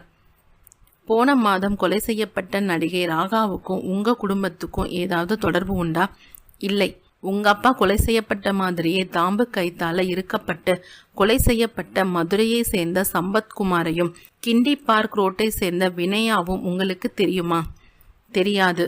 இதோ பாருங்க மணிவண்ணன், அவசரப்பட்டு எதை கேட்டாலும் தெரியாதுன்னு சொல்லாதீங்க. கொஞ்சம் யோசனை பண்ணி பாருங்க. ஒரு கொலையாளி இப்படி டைரியில நோட் பண்ணிட்டு சாவகாசமா கொலைகள் அதுவும் ஒரே மாதிரி பண்ணிட்டு வர்றான். சம்பத்குமார், நடிகை ராகா, வினயா, 4வது உங்க அப்பா, இவங்க போக 5வதா டீன்னு சங்கேத வார்த்தைகளோடு ஒருவர். இந்த 5 பேருக்கும் மத்தியில ஏதோ ஒரு தொடர்பு நூலிலை மாதிரி இருக்கு. அது என்னன்னு கண்டுபிடிக்கிற வரைக்கும் கொலையாளிய நாம் ஸ்மெல் பண்ண முடியாது. நிதானமா உட்கார்ந்து யோசனை பண்ணுங்க. மணிவண்ணன் தயக்கமாய் தலையாட்டினான். உங்க அப்பாவோட பர்சனல் ரூம் எது? மேலே மாடி அறை சார். வந்து காட்டுங்க. மணிவண்ணன் விவேக்கை கூட்டிக் கொண்டு மாடிப்படிகளில் ஏறினான். விவேக் கேட்டான், இன்னைக்கு காலையில இருந்து அப்பாவை பார்க்க யார் யார் வந்தாங்கன்னு சொல்ல முடியுமா? வழக்கம் போல கட்சிக்காரங்க வந்து பேசிட்டு போனாங்க. ஒரு நாளைக்கு எவ்வளவு பேர் வருவாங்க? 10 to 15 பேர். விவேக் மாடியின் உச்சியை தொட்டு வராண்டாவில் காலை வைத்த போது பாக்கெட்டில் வைத்திருந்த செல்லுலர் கணைத்து கூப்பிட்டது. காதுக்கு கொடுத்தான். S mister Vivek. சார், நான் டாக்டர் ஹரிஹரன். சொல்லுங்க டாக்டர். குழலிக்கு இப்ப நல்ல கான்சியஸ் வந்துடுச்சு. தன்னை கடத்திட்டு போனவங்கள பத்தியும் அவங்க கிட்ட இருந்து அவ தப்பிச்சு வந்ததை பத்தியும் கிளியரா அவளால சொல்ல முடியும். ஓகே, ஸ்டேட்மெண்ட் வாங்கிட்டீங்களா? வாங்கிட்டேன். இப்போ டெலிஃபோன்ல குழலியால பேச முடியுமா? முடியும்னு நினைக்கிறேன். நீங்க பேசிக்கிட்டு இருக்கிறது கார்ட்லெஸ் ஃபோன் தானே? ஆமாம். ரிசீவரை குழலிக்கிட்ட கொடுங்க டாக்டர். இதோ. விவேக் காத்திருக்க சில வினாடிகள் கழித்து குழலியின் குரல் கேட்டது. விவேக் சார். என்னம்மா குழலி, எல்லோரையும் இப்படி பயமுறுத்திட்ட. இப்ப எப்படி இருக்க? I am alright sir. Good. நான் இப்ப கேட்க போற கேள்விகளுக்கு உன்னால பதில் சொல்ல முடியுமா? முடியும் சார். உன்னை கடத்திக்கிட்டு போன ஆட்கள் யாரு? மொத்தம் 2 பேரு சார். நான் டெலிஃபோன் பூத்துக்குள்ளே இருந்துக்கிட்டு உங்ககிட்ட பேசிட்டு இருக்கும் போதே பூத்தை மறைக்கிற மாதிரி ஒரு கார் வந்து நின்றுச்சு. கண் இமைக்கிற நேரத்துக்குள்ள ஒருத்தன் பூத்துக்குள்ள நுழைஞ்சு மயக்க மருந்தே நினைச்சு ஈரத்துணியால என்னோட முகத்தை பொத்தினான். எவ்வளவோ திமிரி பார்த்தும் என்னால முடியல. மயக்கமாயிட்டேன். அதுக்கப்புறம் நினைவு வந்தப்ப ஒரு இருட்டான ரூமுக்குள்ள அடைப்பட்டு இருக்கதை உணர்ந்தேன். அது எந்த இடம் தெரியல. ஏதோ வயல்வெளிக்கு மத்தியில இருக்கிற மாதிரி ஃபீலிங். காத்துல கரும்பு பாகு காய்ச்சுற மனம். சரி, மயக்கம் தெளிஞ்ச பிறகு உன்னை கடத்திக்கிட்டு வந்தவங்களே நீ பார்த்தையா? பார்த்தேன். அடையாளம் சொல்ல முடியுமா? முடியும் சார். 2 பேரும் உயரமா திடகாத்திரமா இருந்தாங்க. தாடி வச்சு ட்ரிம் பண்ணி ஜீன்ஸ் பேண்ட் ஷர்ட் போட்டிருந்தாங்க. ஒருத்தனுக்கு கண்ணில் காண்டாக்ட் லென்ஸ். மறுபடியும் அவங்கள பார்த்தா நீ அடையாளம் காட்டுவியா? கண்டிப்பா சார். 2 பேரோட உருவம் என்னைக்குமே மறக்க முடியாதபடி மனசுக்குள்ள பதிஞ்சு போச்சு சார். சரி, உன்னை எதுக்காக கடத்திட்டு போனாங்க? நீ எப்படி அவங்க கிட்ட இருந்து தப்பிச்ச? என் கைக்கு எப்படி டைரி வந்ததுன்னு கேட்டாங்க. நான் சூட்கேஸ் திருடனை பத்தி சொன்னேன். அவன் எப்படி இருந்தான்னு கேட்டாங்க. எனக்கு அடையாளம் தெரியாதுன்னு சொன்னேன். அவங்க நம்பல. டைரிய உங்ககிட்ட கொடுத்ததை பத்தி கேட்டாங்க. என்னை பணயமா வச்சு இந்த கேஸ்ல உங்களை ஓரங்கட்ட பார்த்தாங்க. நேத்து சாயந்தரம் என்னை அடைச்சு வச்ச இடத்தில் இருந்து வேற ஒரு இடத்துக்கு வேன்ல மாத்த முயற்சி பண்ணும்போது கரும்பு காட்டுக்குள்ள பூந்துட்டேன். அடர்த்தியான கரும்பு காடு அது. அவங்களால என்னை கண்டுபிடிக்க முடியல. நான் மூச்சை பிடிச்சுக்கிட்டு மெயின் ரோட்டுக்கு வந்து சேர்ந்ததுமே மயக்கம் போட்டு விழுந்துட்டேன். அந்த லாரி டிரைவர் மட்டும் என்னை பார்க்காம போயிருந்தா நான் மறுபடியும் அவங்க கையில மாட்டியிருப்பேன். உன்னை கடத்தின 2 பேரும் தங்களுக்குள்ள பேசும்போது பேர் சொல்லி கூப்பிட்டுக்கிட்டாங்களா? அதையும் நான் கவனிச்சேன் சார். 2 பேரும் பேர் சொல்லி கூப்பிடவே இல்லை. பொதுவாக தான் பேசிக்கிட்டாங்க. நீ கொடுத்த இந்த தகவலே போதும். கொலையாளியை விடியறதுக்குள்ள ஸ்மெல் பண்ணிடலாம். நீ ஓய்வு எடுத்துக்கோ குழலி. அப்புறமா நான் வந்து உன்னை பார்க்குறேன். ஹாஸ்பிட்டலில் உனக்கு போலீஸ் ப்ரொடெக்ஷன் இருக்கு. பயப்படாம இரு. நீங்க இருக்கும்போது எனக்கு என்ன சார் பயம்? விவேக் கையில் இருந்த செல்போனை அணைத்து விட்டு எதிரே நின்றிருந்த மணிவண்ணனை ஏறிட்டான். கொலையாளிகளை பத்தி இப்போ ஒரு புது தகவல் கிடைச்சிருக்கு மணிவண்ணன். மொத்தம் 2 பேர். உயரமான திடகாத்திரமா இருந்திருக்காங்க. Jeans pant, jeans shirt, trim செய்யப்பட்ட தாடி. ஒருத்தன் கண்ணில் காண்டாக்ட் லென்ஸ். இது மாதிரியான அடையாளங்களோடு உங்களுக்கு யாராவது ஞாபகம் வருதா? மணிவண்ணன் தயங்கினான். என்ன தயக்கம்? கொஞ்சம் யோசனை பண்ணி பார்க்கணும் சார். நிதானமா யோசனை பண்ணி பாருங்க. அப்பாவோட ரூம் எது? இதுதான் சார். மணிவண்ணன் விவேக்கை அறைக்குள் கூட்டி போனான். பின்பக்கம் குரல் கேட்டது. சார். விவேக் திரும்பினான். விஷ்ணு. என்ன விஷ்ணு? அது வந்து விஷ்ணு தயக்கமான குரலில் சொன்னான். கண்ட்ரோல் ரூம்ல இருந்து மறுபடியும் ஒரு மோசமான தகவல் சார். திருமூர்த்தி என்கின்ற ரியல் எஸ்டேட் பிஸ்னஸ்மேன் ஒருத்தரை. என்ன, மர்டரா? இல்லை சார், கொலை பண்ண முயற்சி நடந்திருக்கு. அதிர்ஷ்டவசமா அவர் உயிர் தப்பிச்சு பக்கத்து போலீஸ் ஸ்டேஷன்ல தஞ்ச அடைஞ்சிருக்கார். தாம்பு கைத்தால கழுத்தை இறுக்கி கொலை செய்ய முயற்சி நடந்ததால கண்ட்ரோல் ரூம் நமக்கு தகவல் அனுப்பியிருக்காங்க. அத்தியாயம் 18. Police station. சுவர் கடிகாரத்தில் நள்ளிரவை தாண்டிய 2 மணி. திருமூர்த்தி என்கின்ற அந்த நபர் 40 வயதிற்கு உட்பட்டு இரட்டை நாடி சரீரத்தோடு இருந்தார். கண்ணாடி அணிந்த கண்களில் கலவரம். குளிர்காற்று அடிக்கும் அந்த ராத்திரியிலும் வியர்த்தி இருந்தது. மேஜையின் மூலையில் உட்கார்ந்திருந்த விவேக் அவரை கூர்மையாய் பார்த்து கொண்டே கேட்டான். உங்களை கொலை பண்ண முயற்சி செஞ்ச ஆள் யாருன்னு தெரியுமா? தெரியல சார். நான் காரை ஓட்டிக்கிட்டு இருக்கும்போது திடீர்னு பின் சீட்ல இருந்து ஒருத்தன் எந்திரிச்சு என்னோட கழுத்துக்கு கைத்தே போட்டு இறுக்கினான். நான் உடனே காரை பிரேக் போட்டு நிறுத்திட்டு அவன் கூட போராட ஆரம்பிச்சேன். கயிறு என் கழுத்தை சரியாய் இருக்காதபடிக்கு நான் எதிர்த்து போராடியதை அவனால தாக்கு பிடிக்க முடியல. அதே நேரத்துல அந்த பக்கமா ஸ்கூட்டர்காரன் ஒருத்தர் வரவும் என்னை கொல்ல வந்தவன் ஓடிட்டான். ஆள் எப்படி இருந்தான்? உயரமா வலுவா இருந்தான். அவன் பின்னாடி இருந்ததால மூஞ்சிய சரியா பார்க்க முடியல. உங்களுக்கு என்ன பிஸ்னஸ்? ஃபைனான்ஸ் கம்பெனி நடத்திக்கிட்டு வரேன் சார். டிடி ஃபைனான்ஸ் கம்பெனின்னு கேள்விப்பட்டிருப்பீங்களே. உங்க இனிஷியல் டி இல்லையா? ஆமா சார். இனிஷியல் டீயையும் திருமூர்த்தி பெயர்ல இருக்கிற முதல் எழுத்து டீயையும் இணைச்சுதான் டிடி ஃபைனான்ஸ்னு ஆரம்பிச்சேன். விவேக் கையில் இருந்த டைரியை பிரித்து மே 27ஆம் தேதி எழுதப்பட்டிருந்த டிடி என்கின்ற சங்கீத வார்த்தையை திருமூர்த்திக்கு காட்டினார். இந்த கையெழுத்து உங்களுக்கு பரிச்சயமானதா இருக்கான்னு பாருங்க. திருமூர்த்தி பார்த்துவிட்டு தலையாட்டினார். இல்ல சார், விவேக் சில வினாடிகள் மௌனமாய் இருந்து விட்டு கேட்டான். இந்த ராத்திரி வேலையில தனியா எங்க போயிட்டு வர்றீங்க? அது சொல்லுங்க. எனக்கு ஃபேமிலி கிடையாது சார். இருந்த ஒய்ஃபும் 2 வருஷத்துக்கு முந்தி கேன்சரால போயிட்டான். நான் ஒண்டிக்கட்டை தான். மாசத்துக்கு 2 தடவை 3 தடவை வாடகைக்கு ஒரு பெண்ணை கூட்டிக்கிட்டு சிட்டிக்கு வெளியில போயிட்டு வந்துடுவேன். இன்னைக்கும் அப்படிதான் போயிட்டு வீட்டுக்கு திரும்பிட்டு இருந்தேன். அந்த நேரத்துல தான் இப்படி ஒரு சம்பவம் நடந்தது. இதுக்கு முன்னாடி இது மாதிரி கொலை முயற்சி ஏதாவது உங்களுக்கு நடந்திருக்கா? இல்ல சார், இதுதான் முதல் தடவை. VR சம்பத்குமார், நடிகை ராகா, வினயா, தேனப்பன் இவங்களை உங்களுக்கு பழக்கம் உண்டா? இல்லை சார், நடிகை ராகாவோட பேரை கேள்விப்பட்டிருக்கேன். ஆனால் மற்றவங்க பேரை கேள்விப்பட்டது கூட இல்லை. சரி, நடந்த சம்பவத்தை ஒரு ஸ்டேட்மெண்ட்டாக எழுதி கொடுத்துட்டு நீங்கள் விடுகிற வரைக்கும் ஸ்டேஷன்லேயே இருங்க சொன்ன விவேக் தளர்வோடு காத்திருந்த பத்திரிகை நிருபர்கள் மொய்த்து கொண்டார்கள். சார், ஒரே ராத்திரியில் இப்படி தொடர்ந்து சம்பவங்கள்லாம் நடந்துகிட்டு இருக்கே, இதை பற்றி என்ன நினைக்கிறீங்க? எதிரி சுதாரிச்சுட்டான். போலீஸ் கிட்ட பிடிபடுறதுக்கு முந்தி ஹிட் லிஸ்ட்ல இருக்கிற எல்லாத்தையும் தீர்த்து கட்ட முடிவெடுத்து செயல்பட்டுக்கிட்டு இருக்கான். இதுல திருமூர்த்தி மட்டும் அதிர்ஷ்டவசமா தப்பிச்சிருக்கார். கொலையாளிய எப்படி சார் கண்டுபிடிக்க போறீங்க? இனி திருமூர்த்தியை வச்சுக்கிட்டு தான் கொலையாளி யாருங்கிறத கண்டுபிடிக்க முடியும். சார், நான் ஒரு கேள்வி கேட்டா நீங்க தப்பா நினைக்க மாட்டீங்களே? நோனோ, பத்திரிகை நிருபர்கள் தாராளமா எந்த கேள்வியை வேண்டுமானாலும் கேட்கலாம். கொலைகளை நடக்க விடாம தடுத்து கொலையாளியை அரெஸ்ட் பண்ணாதான் போலீஸ்க்கு பெருமை. ஆனா ஹிட் லிஸ்ட் படி இருந்த சம்பத்குமார், நடிகை ராகா, வினயா, தேனப்பன் இப்படி எல்லாரும் கொலையான பிறகு கொலையாளியை பிடிக்கிறதால யாருக்கு என்ன லாபம்?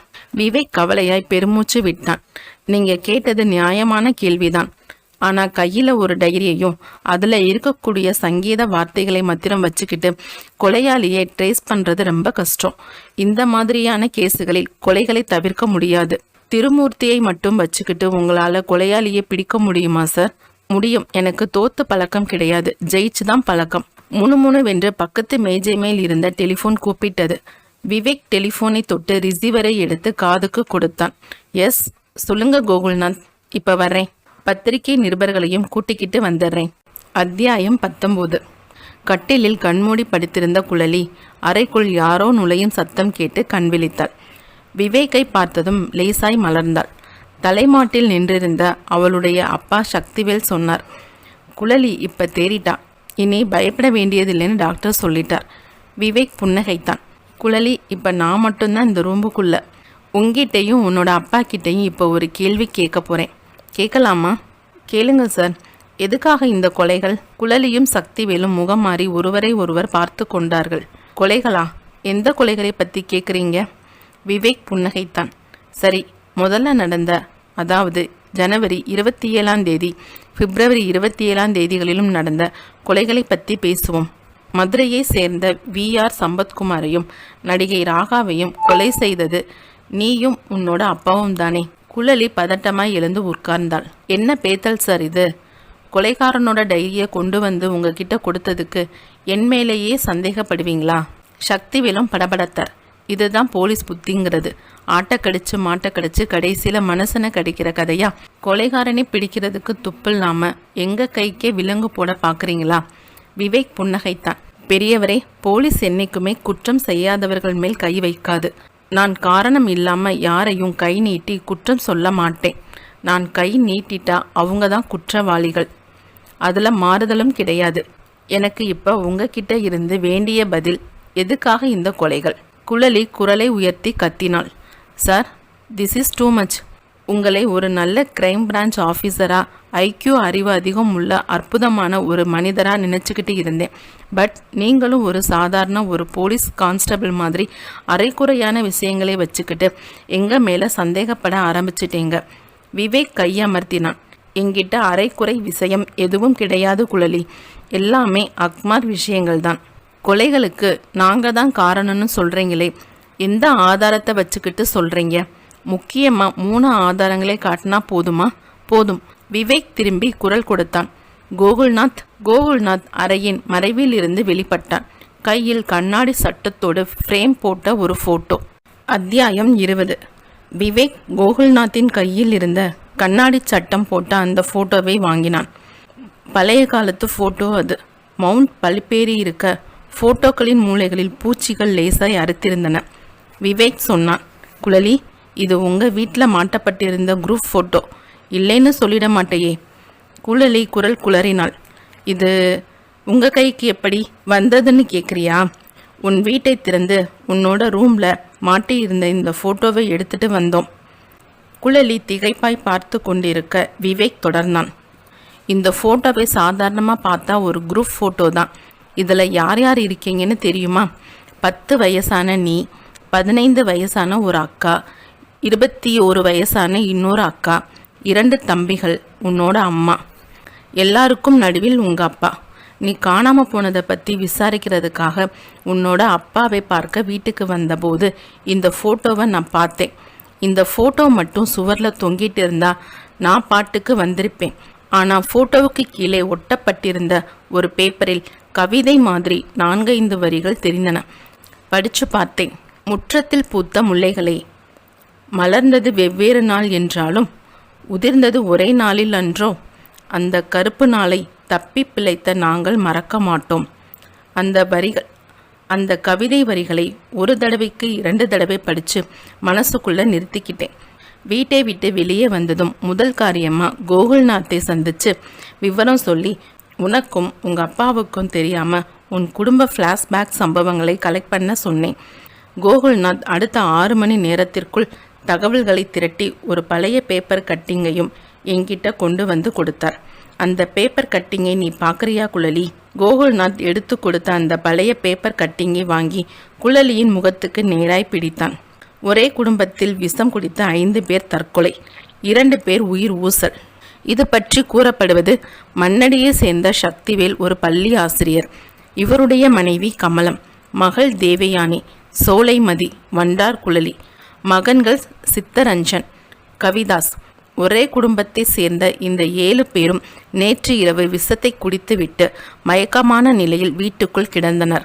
அக்கம் பக்கத்தில் இருந்தவர்கள் தகவல்கள் அறிந்து 7 பேரையும் ஆஸ்பத்திரியில் கொண்டு போய் சேர்த்தார்கள். இவர்களில் 5 பேர் ஆஸ்பத்திரிக்கு கொண்டு போகும் வழியிலேயே உயிர் துறந்தார்கள். ஆசிரியர் சக்திவேலும் ஒரு மகள் வண்டார் குழலியும் தீவிர சிகிச்சை அளிக்கப்பட்டு வருகிறது. தற்கொலைக்கு காரணம் என்ன? போலீசார் விசாரணை நடத்தியதில் தற்கொலைக்கான காரணம் தெரிய வந்தது. ஆசிரியர் சக்திவேல் தன்னுடைய பூர்வீக நிலத்தை விற்றதில் கிடைத்த பணம் 11 லட்சம் ரூபாயும் நகரில் இருந்த பல்வேறு ஃபைனான்ஸ் கம்பெனியில் போட்டு வைத்திருந்தாராம்.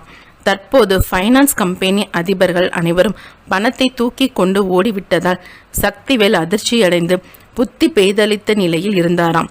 பெரிய பொண்ணுக்கு கல்யாண ஏற்பாடுகள் செய்து கொண்டிருந்த அந்த நிலையில் பண மோசடி செய்யப்பட்டு விட்டதால் குடும்பத்தோடு தற்கொலை செய்ய முடிவெடுத்து விஷம் குடித்து விட்டார்களாம். மேலும் விவேக் தன் கையில் வைத்திருந்த பேப்பர் கட்டிங்கை தாழ்த்தினான். பேச்சை தொடர்ந்தான். இந்த போட்டோ கட்டிங்கில் உள்ள செய்தி என்னுடைய மூளையை உசுப்பி விடவே நான் சம்பத்குமாரோட மரணத்தையும் நடிகை ராகாவோட மரணத்தையும் கிளறினேன். சம்பத்குமாரோட அப்பா பல வருஷத்துக்கு முன்னாடி சென்னையில் ஒரு ஃபைனான்ஸ் கம்பெனி வைத்து நடத்தி வந்திருக்கிறார். அதே மாதிரி ராகாவின் அப்பாவும் ஒரு ஃபைனான்ஸ் கம்பெனி வச்சு நடத்தி இருக்கிறார். இந்த 2 ஃபைனான்ஸ் கம்பெனிகளிலும் சக்திவேல், அதாவது உன்னுடைய அப்பா, பணத்தை போட்டு ஏமாந்துள்ளார். சக்திவேல், குழலி 2 பேர்களின் முகங்களும் வெளிர் நிறத்திற்கு போய் கொண்டிருக்க விவேக் தொடர்ந்தான். இத்தனை வருஷத்துக்கு முன்னே பணத்தை பறிகொடுத்த ஆத்திரம் உங்க 2 பேருக்கும் தலை தூக்க காரணம் பணம் மோசடி செய்த ஆசாமிகளின் வாரிசுகள் அந்த பணத்தை வச்சுக்கிட்டு சந்தோஷமா வாழ்க்கையை வாழ்ந்துக்கிட்டு இருக்கிறது தான். குடும்பத்துல 5 பேரையும் பறிகொடுத்த ஆவேசம் உங்க 2 பேரையும் கொலைக்காரர்களா மாற்றியது. குழலி இப்போது பயத்தை உதறிவிட்டு புன்னகைத்தாள். விவேக் சார், உங்களுக்கு அபார கற்பனை. நீங்க இந்த கிரைம் பிரான்ச் வேலையை ராஜினாமா பண்ணிக்கிட்டு கதை எழுத போலாம். இப்ப நான் சொல்லிக்கிட்டு இருக்கிறது எதுவுமே கற்பனை இல்லை. சம்பத்குமாரையும் நடிகை ராகாவையும் கொலை பண்ணினது நீங்க 2 பேரும் தானு கோர்ட்டில் நிரூபணம் செய்யறதுக்கு என்கிட்ட இன்னொரு ஆதாரமும் இருக்கு. என்ன ஆதாரம்? சாட்டை பத்திரிகை தெரியுமா? தெரியும், பொது பத்திரிகை. அதோட நிருபர் லிங்கனை தெரியுமா? கேள்விப்பட்டிருக்கிறேன், பார்த்ததில்லை. இல்லை. பேசியதில்லை. இல்லை. விவேக் சக்திவேலை ஏறிட்டான். நீங்க அந்த லிங்கனோட பேசியிருக்கீங்களா? இல்லை. விவேக் புன்னகையோடு கோகுல்நாத்தை நோக்கி கையை நீட்ட கோகுல்நாத் தீப்பெட்டி சைஸில் இருந்த அந்த மேக்னெட்டிக் மைக்ரோ டேப் ரெக்கார்டரை எடுத்து கொடுத்தார். அதை வாங்கிய விவேக் குழலியிடம் திரும்பினான். இது மைக்ரோ மேக்னெட்டிக் டேப் ரெக்கார்டர். இரும்பு இருக்கிற இடத்துல ஒட்டிக்கும். நீ இந்த ஹாஸ்பிட்டலுக்கு வந்து அட்மிட் ஆன நிமிஷத்துல இருந்து உன்னோட கட்டிலுக்கு கீழே ஒட்டிக்கிட்டு இருந்தது. இந்த ரூமுக்குள்ளே இருந்தப்ப நீயும் உன்னோட அப்பாவும் பேசின பேச்செல்லாம் ஒரு வார்த்தை பிசகாம பதிஞ்சிருக்குது. கேட்டு பார்க்குறியா? குழலியும் சக்திவேலும் திகைத்து கொண்டிருக்கும் போதே டேப் ரெக்கார்டரின் பட்டனை தட்டினான் விவேக். ரெக்கார்டர் கரகரத்தது. ஹஸ்கி வாய்ஸில் சக்திவேல் கூப்பிட்டார், குழலி குழலி. நல்லா கண்ணை முழிச்சு பாரு, ரூமுக்குள்ளே இப்போ யாரும் இல்லை. உங்களுக்கு ஃபோன் வந்திருக்கதா நர்ஸ் வந்து சொன்னாலே. ஃபோன் பண்ணினது யாரு? லிங்கன். அவர் எதுக்கு ஃபோன் பண்ணினார்? சொன்னா நீ சந்தோஷப்படுவ. சொல்லுங்கப்பா. நம்ம ஹிட் லிஸ்ட்ல இருந்த வினயா தேனப்பனை யாரோ கொலை பண்ணியிருக்காங்களாம். என்னப்பா சொல்றீங்க? லிங்கன் ஃபோன் பண்ணி சொன்னார். அது மட்டும் இல்லை, டிடி ஃபைனான்ஸ் திருமூர்த்தியை கொலை பண்ண முயற்சி செஞ்சதில் அவன் தப்பிச்சிட்டான். ஆச்சரியமா இருக்கேப்பா. நாம கெடு வச்ச ஆட்களை யார் குறி பார்த்துருப்பாங்க? அந்த விவேக் ரொம்பவும் குழம்பி போயிருக்கானாம். என்ன செய்யறதுன்னு தெரியாம மண்டையை போட்டு பிச்சுக்கிட்டு இருக்கானாம். அப்பா, யாரோ வர்ற மாதிரி இருக்கு, பேசாதீங்க. ரெக்கார்டர் மௌனமாயிற்று. விவேக் அதை அணைத்து விட்டு குழலியை பார்த்து சிரித்தான். இப்ப என்ன சொல்ற? இதுவும் கூட கற்பனையா? குழலியும் சக்திவேலும் இப்போது நொறுங்கி போயிருக்க விவேக் தொடர்ந்தான். இப்ப உங்க 2 பேருக்கும் ஒரு கிளைமேக்ஸ் காட்சி காட்டலான்னு இருக்கேன், பாக்குறீங்களா? அவர்கள் விழிக்க, விஷ்ணு. விவேக் கூப்பிட்டான். அடுத்த வினாடி விஷ்ணு உள்ளே வர அவனுக்கு பின்னால் வினயா, தேனப்பன், திருமூர்த்தி புன்னகையோடு வெளிப்பட்டார்கள். குழலி அதிர்ச்சியில் விழிகளை விரித்தாள். இவங்க கொலை செய்யப்படலை, எல்லாமே என்னோட செட்டப் தான். சம்பத்குமார் நடிகை ராகா வரிசையில் வேற யாரெல்லாம் ஃபைனான்ஸ் கம்பெனியில் வாரிசுதாரர்களாக வர்றாங்கன்னு ஒரு சர்வே எடுத்து பார்த்தோம். டைரியில் உள்ள சங்கீத வார்த்தைகளோட U Vinaya, B Thenappan, T Thirumoorthy பொருந்தினார்கள்.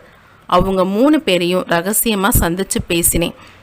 அவங்க ஃபாதர்ஸ் பல வருஷங்களுக்கு முன்னாடி ஃபைனான்ஸ் கம்பெனி நடத்தி பண மோசடி செஞ்சதை ஒத்துக்கிட்டாங்க. இந்த நேரத்தில் தான் நீ உன்னை யாரோ கடத்திக்கிட்டு போனதா ட்ராமா பண்ணி கேஸோட போக்கை டைவர்ட் பண்ண நினச்ச. உன்னையும் உன்னோட அப்பாவையும் எப்படி ட்ராப் பண்ணுறதுன்னு நான், கோகுல்நாத், விஷ்ணு 3 பேரும் போலீஸ் அதிகாரிகளோடு கலந்து பேசினோம். வினயா, தேனப்பன் கொலை நாடகங்களை அவங்கவுங்க ஃபேமிலி மெம்பர்ஸ் உதவியோடு பத்திரிகை நிருபர்களையும் வரவழைச்சு அவங்க முன்னாடி உண்மையான கொலைகள் மாதிரி விசாரணை பண்ணி பாவலா பண்ணினோம். பத்திரிகை நிருபர் லிங்கன் குழலிக்கு மிகவும் வேண்டியவர்னு ஒரு என்கொயரியில் தெரிய வந்தது. அவர் மூலமா இந்த கொலைகளை பற்றிய தகவல்கள் எப்படியும் உன் காதுக்கு வரும்னு கெஸ் பண்ணி இந்த ரூமுக்குள்ள மைக்ரோ மேக்னெட்டிக் டேப் ரெக்கார்டரை பொருத்தினோம். எல்லாமே திட்டம் போட்டு துல்லியமாக பண்ணியதால் எங்கேயும் ஒரு குளறுபடி கூட ஏற்படலை. உன்னோட சக பத்திரிகை ரிப்போர்ட்டர் லிங்கனை கைது பண்ணி போலீஸ் ஜீப்பில் உட்கார வச்சிருக்கோம். நீங்கள் 2 பேரும் அவரோட போய் சேர்ந்து ஜாயின் பண்ணிக்கிறீங்களா? அத்தியாயம் 21. விடியற் காலை. ரூபலா கேட்டார். ஒரு விஷயம் எனக்கு புரியவே இல்லைங்க. என்ன? குழலி, சக்திவேல், லிங்கன் இந்த கூட்டணி தானே சம்பத்குமார் நடிகை ராகா கொலைகளுக்கு காரணம்? ஆமாம். அப்படி இருக்கும்போது குழலி ஏன் ஒரு சூட்கேஸ் திருடன் போட்டதா சொல்லி அவளே ஒரு டைரியை கொண்டு வந்து தரணும்? இந்த கேள்வியை நான் அவகிட்டேயே கேட்டேன். என்ன சொன்னா? சம்பத்குமாரோட கொலைகேஸையும் நடிகை ராகாவோட கொலைகேஸையும் நான் டீல் பண்ண போகிறதா அவள் கேள்விப்பட்டாளாம். நான் எங்கே கேஸை டீல் பண்ணி அவளை ஸ்மெல் பண்ணிடுவேன்னு நினச்சி கேஸை டைவர்ட் பண்ணுறதுக்காக ஒரு அப்பாவி மாதிரி அவளே ஒரு டைரியை ப்ரிப்பேர் பண்ணி என்கிட்ட கொண்டு வந்து கொடுத்தாலாம். அபார மூளைங்க. சைக்காலஜி படித்தவளாச்சே. என்ன படித்து என்ன பிரயோஜனம்? கடைசி மாட்டிக்கிட்டாலே. அதுக்கும் காரணம் ஐயாவோட ஜாதகம். எனக்கு என்றைக்குமே தோத்து பழக்கம் இல்லை, ஜெயிச்சு தான் பழக்கம்.